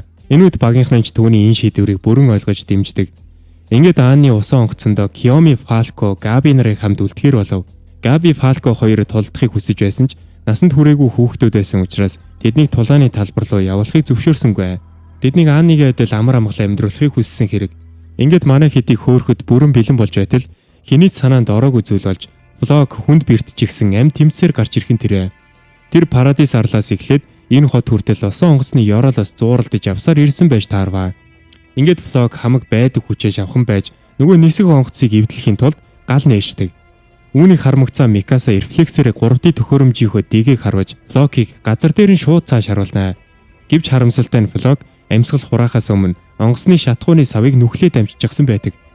Ингээд нүх гарчихсан тэр савыг нөхөж янзлахад багадаа 1 цагийн хугацаа хэрэгтэй байв. Тэгтэл бүр гай газар доороос гихчээр өнөөх авраг колоссал титанууд хэдийнэ энэ хотод тулаад ирчихдэг. Багийнхан бүгд сандарч юу хийхээ мэдэхгүй твдэж эхэлдэг. Энэ үед нөхцөл байдлыг харсан хаанжи онгоцыг хөөргөх хугацаа хожихын тулд титануудыг ганцаараа саадуулахар шийддэг. Тэр явхаас өмнө өөрийнхөө оронд арминыг дараагийн командлагчаар томилноо. Хаанжи тэнд очиод үхнэ гэдгээ маш сайн мэдэж байсан учраас бүгдтэй нийцсэн удаа салах ёс гүйцэтгсэн нь энэ байлаа. Командлагчийн суудлаа армин чилжүүлчгээд хаанжи Левитэй ирж салах ёс хийнэ. Энэ үед Леви түүнд зүрх сэтгэлээ зориулъя гэхээс өөр юу ч хэлж чаддгүй. Ингээд хаанжи өөрийнхөө зүрх сэтгэлээ зориулахаар ямар ч эргэлзээгүйгээр олон зуун титануудын өөдөөс ганцаараа дайран ордгоо. Тэр хамгийн урд явж исэн титан руу аянгат жада харан унахад нөгөө титан нь ард байгаа титануудад тээг болж ундаг. Ингээд яг л гинжин уруул шиг ард ардаас нь явсан хэд хэдэн титанууд түүн түүртэж бүдэрч унж эхэлнэ. Хаанжи яг энэ тактикаар хамгийн урд яваа титануудыг онлон дарааллуулан унахсаар байлаа. Энэ үед багийнхан хаанжигийн гайхалтай тэмцлийг хараад зүгээр харахаас өөр юу ч хийж чаддгүй. Өчүүгэн жижигхэн ганцхан хүн атлаа өөрийн ухаан ур чадвар зүрх сэтгэлээ зориулан тэр олон титануудтай ганцаараа тулдаж байсан хэрэг. Гэвч колоссал титануудаас гарах халуун ур дэндүү аюултай байлаа. Хаанжи тэдэнд дэндүү ойрцсон байсан болохоор ууранд нь биеийн шатаж эхэлдэг. Тэгсэн ч хаанжи өвдөлтийг үл тоон титанууд руу дайрсаар л байв. Учир нь тэр анхнаасаа л амиа зориулахар шийдчихсэн учраас тэр байлаа. Хаанжигийн энэхүү баатарлаг золиослын ачаар багийнхан онгоцоо амжилттай хөөргөж чаддгаа. Түүнчлэн хаанжигийн золиослын ачаар Ани болон бусдынхан сууж байсан усан онгоцч бас Титануудын хөлд үргэлжлэхгүйгээр амжиж холдож чаддгаа. Ингээд хаанчи амь үргэцснийхээ дараа нэгэн уудам тал газар цэрдэг. Тэгтэл гин дээрвний дуу гарч хаанчи чи үүргээ үнэхээр сайн биелүүллээ шүү гэж хэлдэг. Энүүд хаанчи Эрвин болон урд нь амь үргэцсэн босод нөхдөө хардаг. Тэрээр өөрийгөө аль хэдийн өөр ертөнцид өөрөөр хэлбэл бурхны оронд насан эцэлсэн бүх хүмүүсийн сүнс цугладаг газар ирснээ ухаарна. Ингээд хаанчи эрт цагт баатарлагаар амь үргэцсэн нөхдийнхөө хамт эцэст нь нэгэн амар амгаланг олдог. Энэ хооронд дэлхийг аврах багийнхан Салта цайз руу агаараар довтлохоор нисч байлаа. Замдаа тэд дээр нэг яаж алах таагтайг хилцэж байлаа. Үндэслэгч Титаны сул тал нь бусад Титануудын адил шилийн хүзүүнд нь байгаа гэдгийг тэд мэдж байв. Энэ үед Пик нэгэн санал дэвшүүлсэн нь армины хүчийг ашиглан үндэслэгч Титаны хүзүүг дэлбэлэх явдал байлаа. Арми онгоцноос үсэрж Колоссал Титан болон хувирах үеийнхээ тэрхүү асар том дэлбэрэлтийг ашиглах ёстой байв. Колоссал Титаны дэлбэрэлт бол яг л атомын бөмбөг шиг хүчтэй учраас зөвхөн ийм хэмжээний дэлбэрэлтэл үндэслэгч Титаныг хүзүүг устгаж чадна гэж тэд үзжээ. Өөрөөр хэлбэл армийн өөрөө амьд атомын бөмбөгөө гэсэн үг. Энэ бол багийнхны гол төлөвлөгөө байлаа. Энэ үед армийн жин төлөвлөгөөг зөвшөөрсөн ч хамгийн сүүлийн удаа Эрентэй зөвшөлдсөж ярилцаж үзхийг хүсдэг. Хэрвээ Эреныг аятайхан аргаар зогсоож чадвал заавал Колоссал Титаны дэлбэрэлтийг ашиглах шаардлагагүй гэж тэр үзэж байлаа. Түүнчлэн арминд нэг зүйл хачин санагдсан нь үндэслэгч Титан бол бусад бүх Титануудыг удирдан хянах агуу хүчтэй. Тэгсэн хэрнээ яагаад армийн болон бусад нь Титан байхад тэднийг зүгээр орхиод байгааг гайхаж байлаа. Эрен хүсвэл тэднийг яг л хүүхэлтэй шиг удирдах болох байсан шүү дээ. Тиймээс Эрен тэднийг зориуд чөлөөтэй үлдээсэн гэсэн дүгнэлтэд хүрлээ. Яг ямар зоригтойг нь армийн хараахан ойлгоогүй байсан тул Эрентэй заавал уулзаж юу бодож байгааг нь мэдмээр байлаа. Гэтэл гинтхэн багийнхан бүгдээрээ Титаны координат ертөнц рүү татагтаад орчдөг. Энэ нь Эрен тэдний яриаг бүгдийг нь сонсож байсныг нь илтгэж байлаа. За ингэж багийнхан энэ боломжийг ашиглаж Эренийг ятгахыг оролдож эхэлдэг. Армийн хамгийн түрүүнд Эрен гуйж байна. Наадхаа зогсоочих. Одоо парадис арал руу дайрч зүрхлэх хүн дэлхийд нэг ч үлдээгүй. Чиний өгсөн айдас сүрэл дэндүү агуу байлаа. Одоо дахиж хүн өгөх шаардлагагүй. Манай арал аюулгүй болсон. Эрен бидний буруу. Бид л чамайг ийм байдалд хүртэл чин шахчихлаа гэж хэлнэ. Араас нь Жан Эрен үлдсэнийг нь бидэнд даатгачих. Бидний төлөө чи дахиж хүн төрлөختнийг хядах хэрэггүй шүү дээ гэж хэлдэг. Энэ үед Коны үргэлжлүүлэн Эрен цаашаа хөхүүлсэнд чинь би чамд үнэхээр гомдож авсан. Гэхдээ чи ч бас дотроо хичээж шаналж байсныг чинь би мэдж байна. Тэгэхэд би чиний байр суурийг огт бодож үзээгүй байж гэж өөрийгөө буруутгана. Харин энэ үед Микаса Эрен би чиний нүглийг хамт үрэлцмээр байна. Бид ч бас чамтай адилхан нүгэлтнүүд. Тийм болохоор биднээс битгий цухтаа штэ. Эрен гуйж байна. Хамтдаа гэртээ харьцгаая. Химээ нулимс туслуулан гуйдгаа. Энэ бүхнийг сонсоод Эрен би парадис арлын ирээдүйг зүгээр нэг азанд даатгаж үлдээхгүй. Энэхүү их нүүдэл газрын чичиргээ хизээч зогсохгүй. Би урагшилсаар байх болно гэж хариулдаг.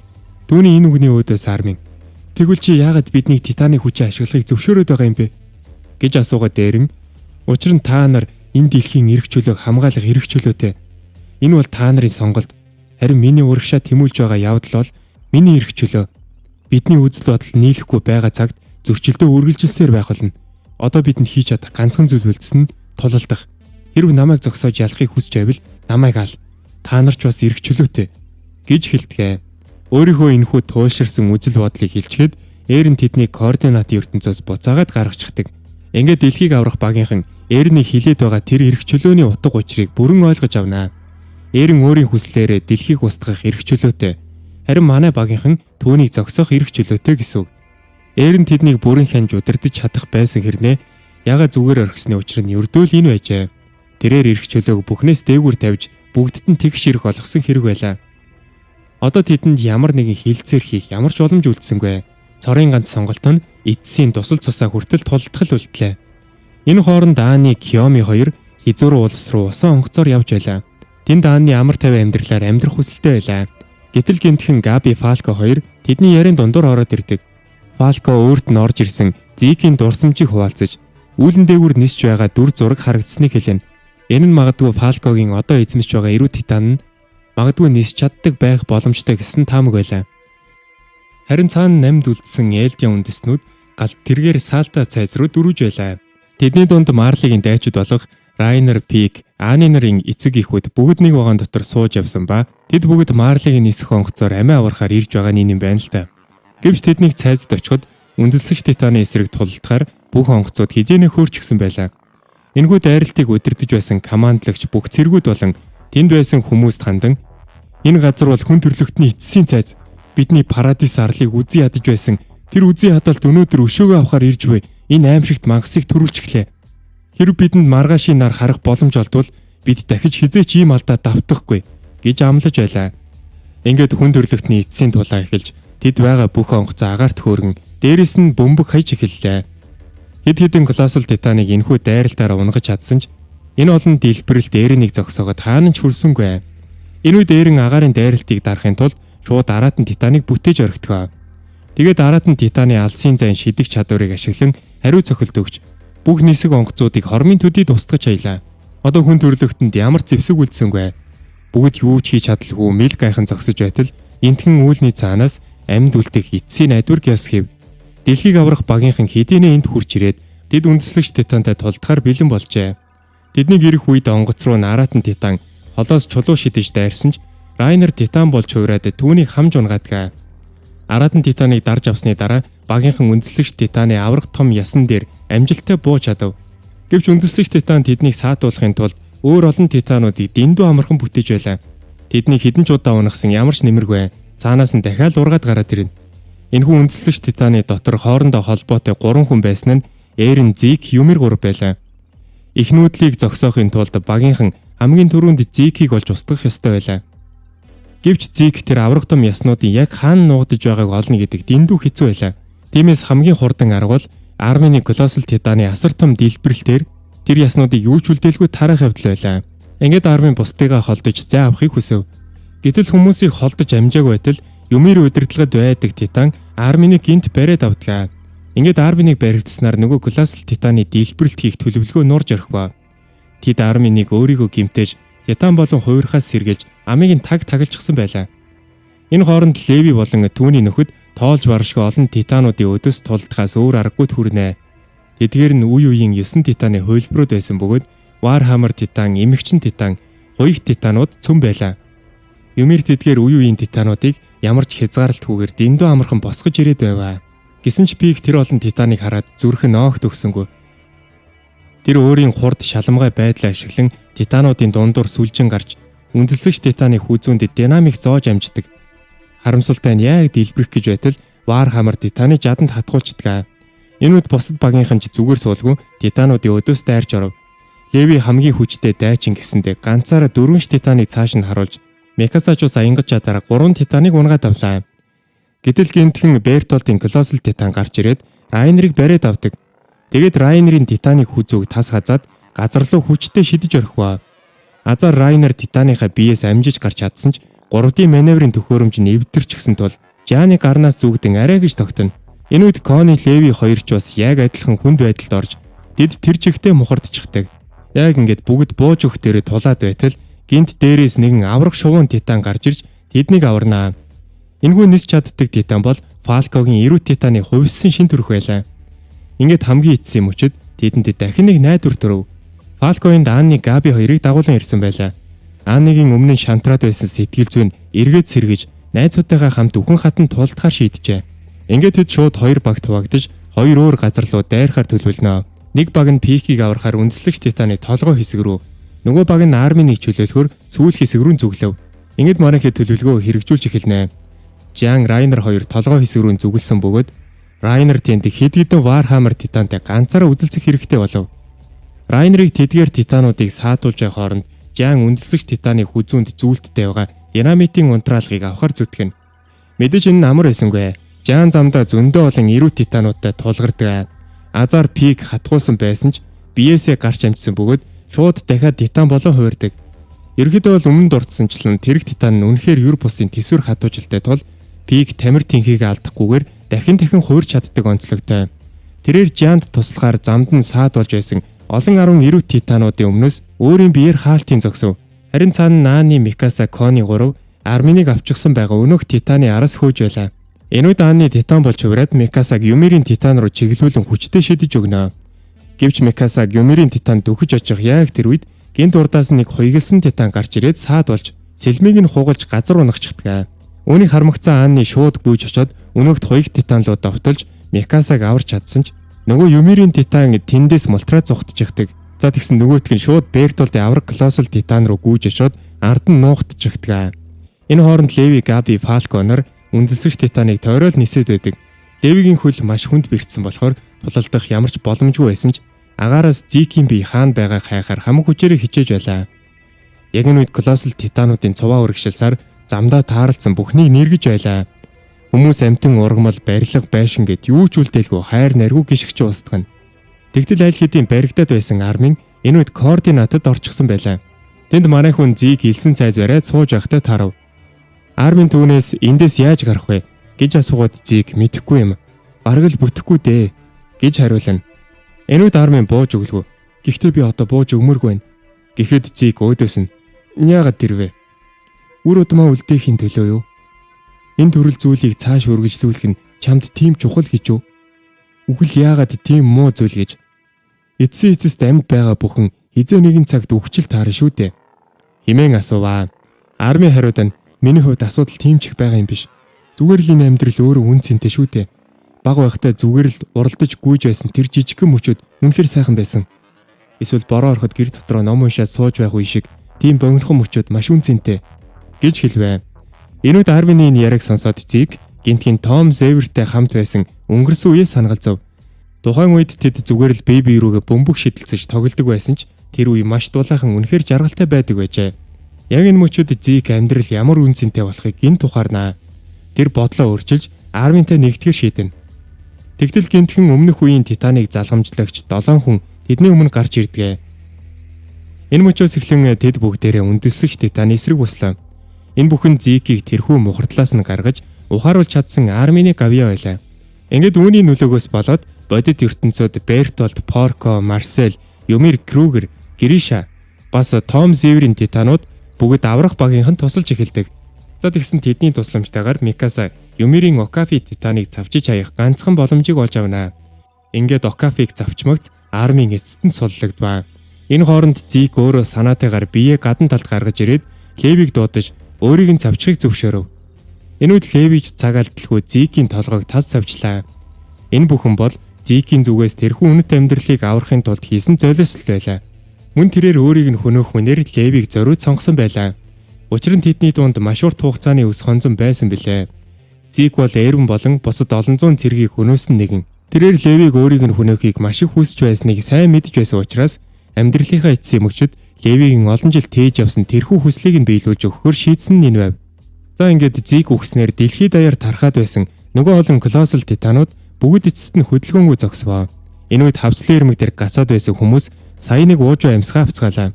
Олон мянган колоссал титанууд яг тэр хүмүүсийн урд бараг л ганцхан алхмын зайд тулж ирээд зогссон байв. Үүний дараа Жиан цаг алдалгүй үндэслэгчийн хүзүүний хажууд зүйлттэй байсан динамитын тэслэгчийг авахар яарвчлав. Ингээд тэслэгчийг авмагцаа тэр шууд динамитыг дэлбэлж орхилоо. Ингэснээр үндэслэгч титаны хүзүүнийг химэх үсэрч цаанаас нь титаны бүх хүчний их үүсвэр болох Алиус Гений химээх нарийн шимэгч хорхоо гараад ирэв. Энэ үед нөгөө шимэгч жижигэн чөдлөө дээрний толгойтой буцаж холбогдохыг оролдож байсан ч Райнер зүгээр хараад суусангүй. Тэр шимэгчийг бариад автал яг тэр үед армины колоссал титаны асар том дэлбэрэлт боллоо. Энэхүү хүчтэй дэлбэрлэлд өртснөөр үндэслэгч титаны яс бот үсэрвэ. Энэ үед Фалко болон бусад нөхдүүд нь газардаад дэлбэрэлтийн үр дүн юу болохыг хүлээж байлаа. Энэ үеэр Габи, Фалко, Пик, Ани нар олдож байгаа энэ боломжийг ашиглан гэр бүлийнхэнтэйгээ уулзахаар яарвчлав. Даанч тулаан хараахан дуусааг байсан тул тэдэнд хамт байх хугацаа маш бага байлаа. Нөгөө шимэгч нь атомын бөмбөг шиг тийм асар том дэлбэрэлтэд өртсөн мөртлөө үхээгүй амьд хэвээр байдаг. Түүгэрч орохгүй ээрэнч бас үхээгүй байсан бөгөөд одоо бүр урд дүрднийхээс хамаагүй том хэмжээтэй довтлогч титан болон хувирчээ. Эрен аажмаар алхасаар армины колоссал титан руу дөхөж байхад нөгөө шимэгч хорхоо Элдиа хүмүүсийг титан болгож хувиргадаг уур манан гаргаж эсэргүүцэл үзүүлж эхлэв. Тун удахгүй энэ газар байгаа 100 Элдиа хүмүүс титан болон хувирах гэж байлаа. Зөвхөн Акармен овгийнхан болон титаны хүчийг эзэмссэн хүмүүс л энэ ууранд хордож өөрчлөгдөхгүй. Тийм учраас Фалко, Леви, Микаса, Пик нар цаг алдалгүй тэр газараас холдохоор нисцгээв. Харин Жиан, Кони, Габи нар нөгөө уур маань тэднийг титан болгох хүртэл тэндээ үлдэж хоцорлоо. Энэ үед Жиан, Кони хоёр бие биедээ эцсийн удаа салах ёсоо гүйцэтгэв бай. Бидний эцсийн мөч ирч гэж тийм үү? Одоо үлдсэнийг нөхөтөл таатахаас гэж тэд хэлцээд удалгүй титан болон хувирнаа. Тэдгээр титанууд шууд нөгөө шимэгч хорхоор үгүйлдэн. Ингээд шимэгч орохоо тэдгээр Титаны армийг ашиглан Райнер руу дайрч эхлэв. Энэ үед Гааны хоёр мэдээч Райнерыг ганцаараа зүтгүүлээд орхихыг хүссэнгүй. Нөгөө шимэгчийг Эрентэй буцаж нэгдэхээс нь сэргийлж хамтдаа тогтоон барихаар дайрлаа. Яг энэ үед армийн Эрен хоёрч тулдаж эхэлвэ. Армийн Эреныг үүнээс цааш шалхуулахгүй тулд хамаг хүч чадлаараа хичээнэ. Энэ бүхнийг эцэслэн зогсоох цорын ганц арга бол ердөө Эреныг хөнөөх байлаа. Гэтэл ийм игзэгтэй мөчөд Микасагийн толгой нь аимшигтайгаар өвдөж эхлэв. Тэрээр одоо хүртэл Эреныг хөнөөх хэсэгтээ эргэлзээр л байлаа. Тэгтэл гинтхэн Микасагийн нүдэнд энэ бүх дайн дажин хизээш болоогүй юм шиг нэгэн хуурамч ертөнц харагдаж эхэллээ. Тэрхүү ертөнцөд Эрен Микаса хоёр хайртай хосууд болоод маш амгалан тавиа амьдарч байв. Энэхүү ертөнц нь үнэндээ Эренний зүгээс Микасад зориулж зориуд бүтээсэн координатын орон зай байлаа. Хэрвээ Эрен Рамблинг буюу Титануудын дайралтыг эхлүүлээг бол Микасатай хамт ямар аз жаргалтай байх байснаа харуулсан тэр мөч байлаа. Гэвч энэ бүхэн ердөөл төр зургийн хуурамч амар амгалан байв. Гадаад ертөнцийн зөрчил мөргөлдөөн эрт өрөө хизээнийгийн цагт заавал дэгдэх бөгөөд Парадис арал руу бусад улсууд хизээ мэдгүй халдан давтлах нь тодорхой. Учир нь дэлхийн ертөнцид тэднийг анханасаа л чөтгөрүүд иж хардаг байсан шүү дээ. Үүнээс гадна Эрен Титаны хүчийг эзэмшигчдийн хараалаас болоод ердөө 4 жилийн дараа өгөх тавилантай байлаа. Товчхондоо ямар ч шийдвэр гаргасан байлаа гэсэн эцсийн дүндээ Эрен Микасатай хамт байж чадахгүй үхлээр л төгсөх болно гэдгийг тэр Микасад ойлгуулахыг хүсжээ. Тиймээс Эренийг хөнөөлөөгээд Микаса өөрийгөө буруутгах хэрэггүй. Эргэлзэх шаардлагагүй бүх зүйл анханасаа л ингэж шийдэгдчихсэн байсан хэрэг. За ингэж үүнийг бүрэн ухаарсан Микаса сая нэг зориг шулуудан сэрж Левитэй хамт Эренийг хөнөөхөөр урагш тавьчихдаг. Эхлээд Леви аянгаж жата ашиглан Эренний Титаны амийг дэлбэлж өгөхөд ам нь нэгдэнгүүт Микаса шууд дотгэж нэвтрээ орж цаг алдалгүй Эренний толгойг тас завчдаг. Тэгээд тэр Эренний толгойг тэрч аваад маш зөөлнөөр илбэн үнсдэгэ. Энэ үед Юмир Фриз тэднийг хараад зүгээр л инэмсэглээ зогсож байлаа. Энэ үед Эренний толгой тасрахтай зэрэгцэн бусад бүх хүмүүсийн толгойд мартагдсан байсан дурсамжууд нь гин сэргэж эхэлдэг. Ялангуяа армины дурсамжинд Эрен бүх үннийг юу ч нуулгүй илчилсэн байв. Тэр үед Эрен өөрийгөө зориуд хүн төрлөختний дайсан болгож харин армийн болон Парадис арлынхныг дэлхийг аварсан баатарууд болохоор төлөвлөсөн гэдгээ хэлжээ. Ингэснээр амьд үлдсэн бүх хүмүүс армийн болон Парадис арлынханд асар их үр зээлтэй үлдэх бөгөөд тэднийг дэлхий дээрх хамгийн хүндлэгдсэн хүмүүс болгож хувиргах байв. Эренний Рамблинг хийж дэлхийг тэгшээсэн шалтгаан нь ердөө дэлхий дахинд чөтгөр гэж үзэн ядагдж байсан Парадис арлын иргэдийг тэр дундаа хамгийн хайртай найзуудыгаа хамгаалахын тулд байсан байдгаа. Мөн Эрен арминд хандаж Юмирийн тухай ярьж өгөв. Юмир Фриц хаан өөрийг нь тийм аимшигтайгаар тамлаж өөр татвар эмстэйг араар нь тавьж байхдаж түүнд хайртай байсан учраас бүтэн 2000 жилийн турш хааны тушаалыг үг дуугүй дагаж иржээ.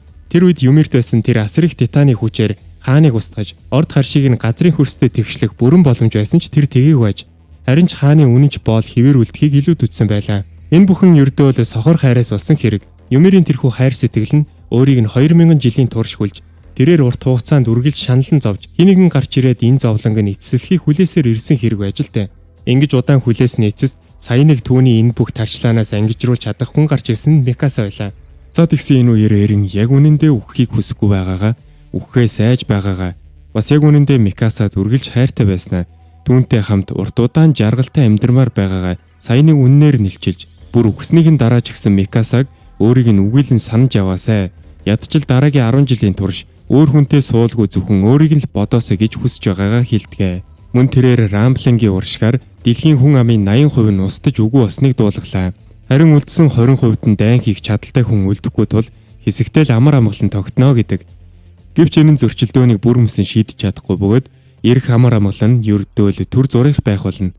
Өөрөөр хэлбэл армины зүтгэлж Эренний тэмцэлж гисэн аль аль нь эцсийн дүндээ утгагүй талаар болно гэсэн үг. Ингээд бүх үннээ удалсны дараа тэд бие биенээ чангаар тэрэн салхиос гүйцэтгэдэг. Энэ үед армин баярлаа Эрен. Дараа нь бид тамд заавал хамт байх болно. Хүн төрлөختний 80% хөнөөсөн тэр аимшигт нүглийг бид хамтдаа үүрэх болно гэж хэлдэг.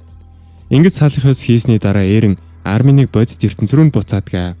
Үнэн дээр энэ бүх дурсамж арминыг одынхаа хот руу хөлгөн хугацаар явж явах үед болж өнгөрсөн зүйл байдаг. Эрен тэр үед энэ дурсамжийг нь төр зур устгаж нуусан бөгөөд өөрийг нь үхсний дараа буцаа сэргийхээр тохируулсан байжээ. Одоо л бүх хүмүүс Эрентэй хамт байсан тэрхүү мартагдсан дурсамжуудаа араас нь санаж эхэлдэг. Эрен зөвхөн армийн тайч биш, бусад бүх найзуудтайгаа координатын ертөнцид уулзаж ярилцсан байсан тул тэд бүгд Эренний хийсэн үйлдэлийн цаад бодит шалтгааныг ухаарцгаадаг. За ингээд хэдэн зуун жилийн турш үргэлжилсэн агуу том тулаан ингээд өндөрлөдгөө. Ингээд шимэгч орхоо устгаснаар энэ дэлхий дээрх титаны хүч бүрмөсөн үгүй болно. Саяхан ууранд хордож титан болоод байсан Элдиа хүмүүс буцаад хэвийн төрхөндөө орцгов. Одооноос эхлэн Элдиачууд ердөө жирийн нэг хүн төрлөختөн боллоо. Армийн Эрвиний толгойг чангаар тэрвэрч нулимс тусуулан уйлж байхад Левигийн нүдэнд Эрвин болон бусад олон зуун амиа алдсан туршуулын салааны цэргүүдийн дүр зураг харагдав. Энүүд тэд Левид эцсийн удаа ёсолж хаад агаар замхран уусаж алгуулцгаалаа. Жиан Кони хоёр ч мөн цаашааг өөдөөс нь инээмсэглэн ёсолж байхыг олж хардгаа. Энэ бүх амар амгалан тэдний асар их золиослолгүйгээр хизээш бүтэхгүй байсан. Гэтэл энэхүү сэтгэл хөдлөх мөчөд Марлигийн цэргүүд Элдиа хүмүүс рүү бууга чиглүүлсэх хിവэрл байлаа. Үүнийг харсан армийн шууд дундуур нь орж тэднийг зогсоодгоо.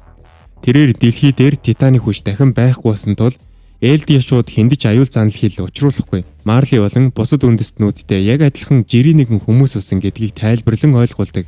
Энэ үед Юмир Фрицийн сүнс Микасагийн өмнө зогсож байлаа. Тэр л өдийг хүртэл Микасагийн толгой дотор нь нуугдаж үе аимшигтайгаар толгойг нь өвдөгдөг байсан хэрэг. Одоо Юмир Микаса хоёрын дундах бүх зүйл эцэслэгдсэн тул Юмир нүдэн анин аажмаар замхраа алгуулдаг. Үүний дараа Микаса Эрний толгойг тэрвэрч Парадис арал руу буцахаар замд гарлаа. Тэрээр Эрнийг багтаа үргэлж доор нь унтаж амардаг байсан. Өнөөх том модны доор оршуулахаар шийджээ. Түүнээс хойш түүхэнд хамгийн аимшигт титаны эмгэнэлт явдал дуусаад аль хэдийн 3 жил өнгөрсөн байлаа. Амьд үлдсэн хүмүүс суурж үгүй болсон хот тосгоноо буцаан босгож түр хугацаанд амьдрах энгийн майхнууд барин тохинож эхлэв. Байгаль орноо хамгаалах хэсэг бүлэг хүмүүс титануудын хүлд үрэгдэж сүйдсэн тэр газруудад шинээр мод тарьж эхэллээ. Харин Парадис арлыг Игрийн фракц өдөртөн чиглүүлж байгаа хിവэрэ бөгөөд хэрвээ дайн дахин дэгдвэл бэлэн байх үднэс цэрэг армийн хүчээ улам зузаатгасаар байна. Энэ хооронд армийн Райнер, Пик, Ани, Жиан, Кони нар дэлхийн инх тайвны илч төлөөлөгчд болжээ. Тэд энэхүү олдошгүй инх тайвныг тогтоон барихын тулд эцсээ хүртэл тэмцэх болно. Харин Микаса Эрнийг нутаглуулсан өнөөх модны дэргэд ганцаараа суuna. Баг байхдаа тэдний үргэж тоглож өссөн тэрл газар Микаса хамтдаа өнгөрөөсөн тэр сайхан дурсамжуудаа санагалзан нулимсаа барьж дээсэнгүү. Тэгтэл гинтхэн нэгэн шувуу нисч ирээд Микасагийн хүзүүний оролтыг зөөлөн янзалж өгөв. Яг л Эрин өөрөө ирээд "Одоо намайг явуул та. Битгий хармас" гэж хэлж байгаа мэт. Энүүд Микасаач араас нь "Эрин, надад энэ оролтыг зүүж өгсөнд баярлалаа" гэж хэлдэг. Үүнээс хойш дэлхийн ертөнц хэдэн зуун жилийн турш амар амгалан байж чадсан юм. Эрины мэдих хайртай найзууд танилуд нь нэг нэгээрээ хөгшөрч хорвоогийн жамаар одцгоолоо. Цаг хугацаа өнгөрөхий хэрээр дэлхийн техник технологи асар хурдастай хөгжөв. Нэгэн цагт даруухан байшингуудаар дүүрэн байсан Парадис арал одоо тэнгэр баганцсан өндөр барилгуудтай орчин үеийн хот болон хуурчээ. Гэвч яг энэ үеэр Парадис арал дахиад л дайны хөлд нэрвэгдэв. Энэ удаад титаны хүчээр биш, харин орчин үеийн дэвшилтэд зэвсгээр тулдаж эхэллээ. Өнгөрсөн үеийн ус хонзонг дотроо тээж авсан хүмүүс Парадисаас өшөөг авахар улаарч байлаа. Тэд арал руу буужингаар тасралтгүй бөмбөгдөж эцэст нь Парадисаас ердөөл нуранг балгас үлдлээ. Энэ бүхэн яг л Эринийг хилж байсанчлан болж өнгөрвөө. Титаны аюул үгүй болсон ч зөрчил мөргөлдөө хизээж эцэслэгдэхгүй. Ирсэн инх тайван нь ердөөл төр зуурынх байж түүх өөрөө өөрийгөө дахин давтлаа. Сүрч үгүй болсон Парадис арлын балгасыг нэгэн хүн нохоотойгоо цуг хэрэн хисч явахыг бид олж харнаа.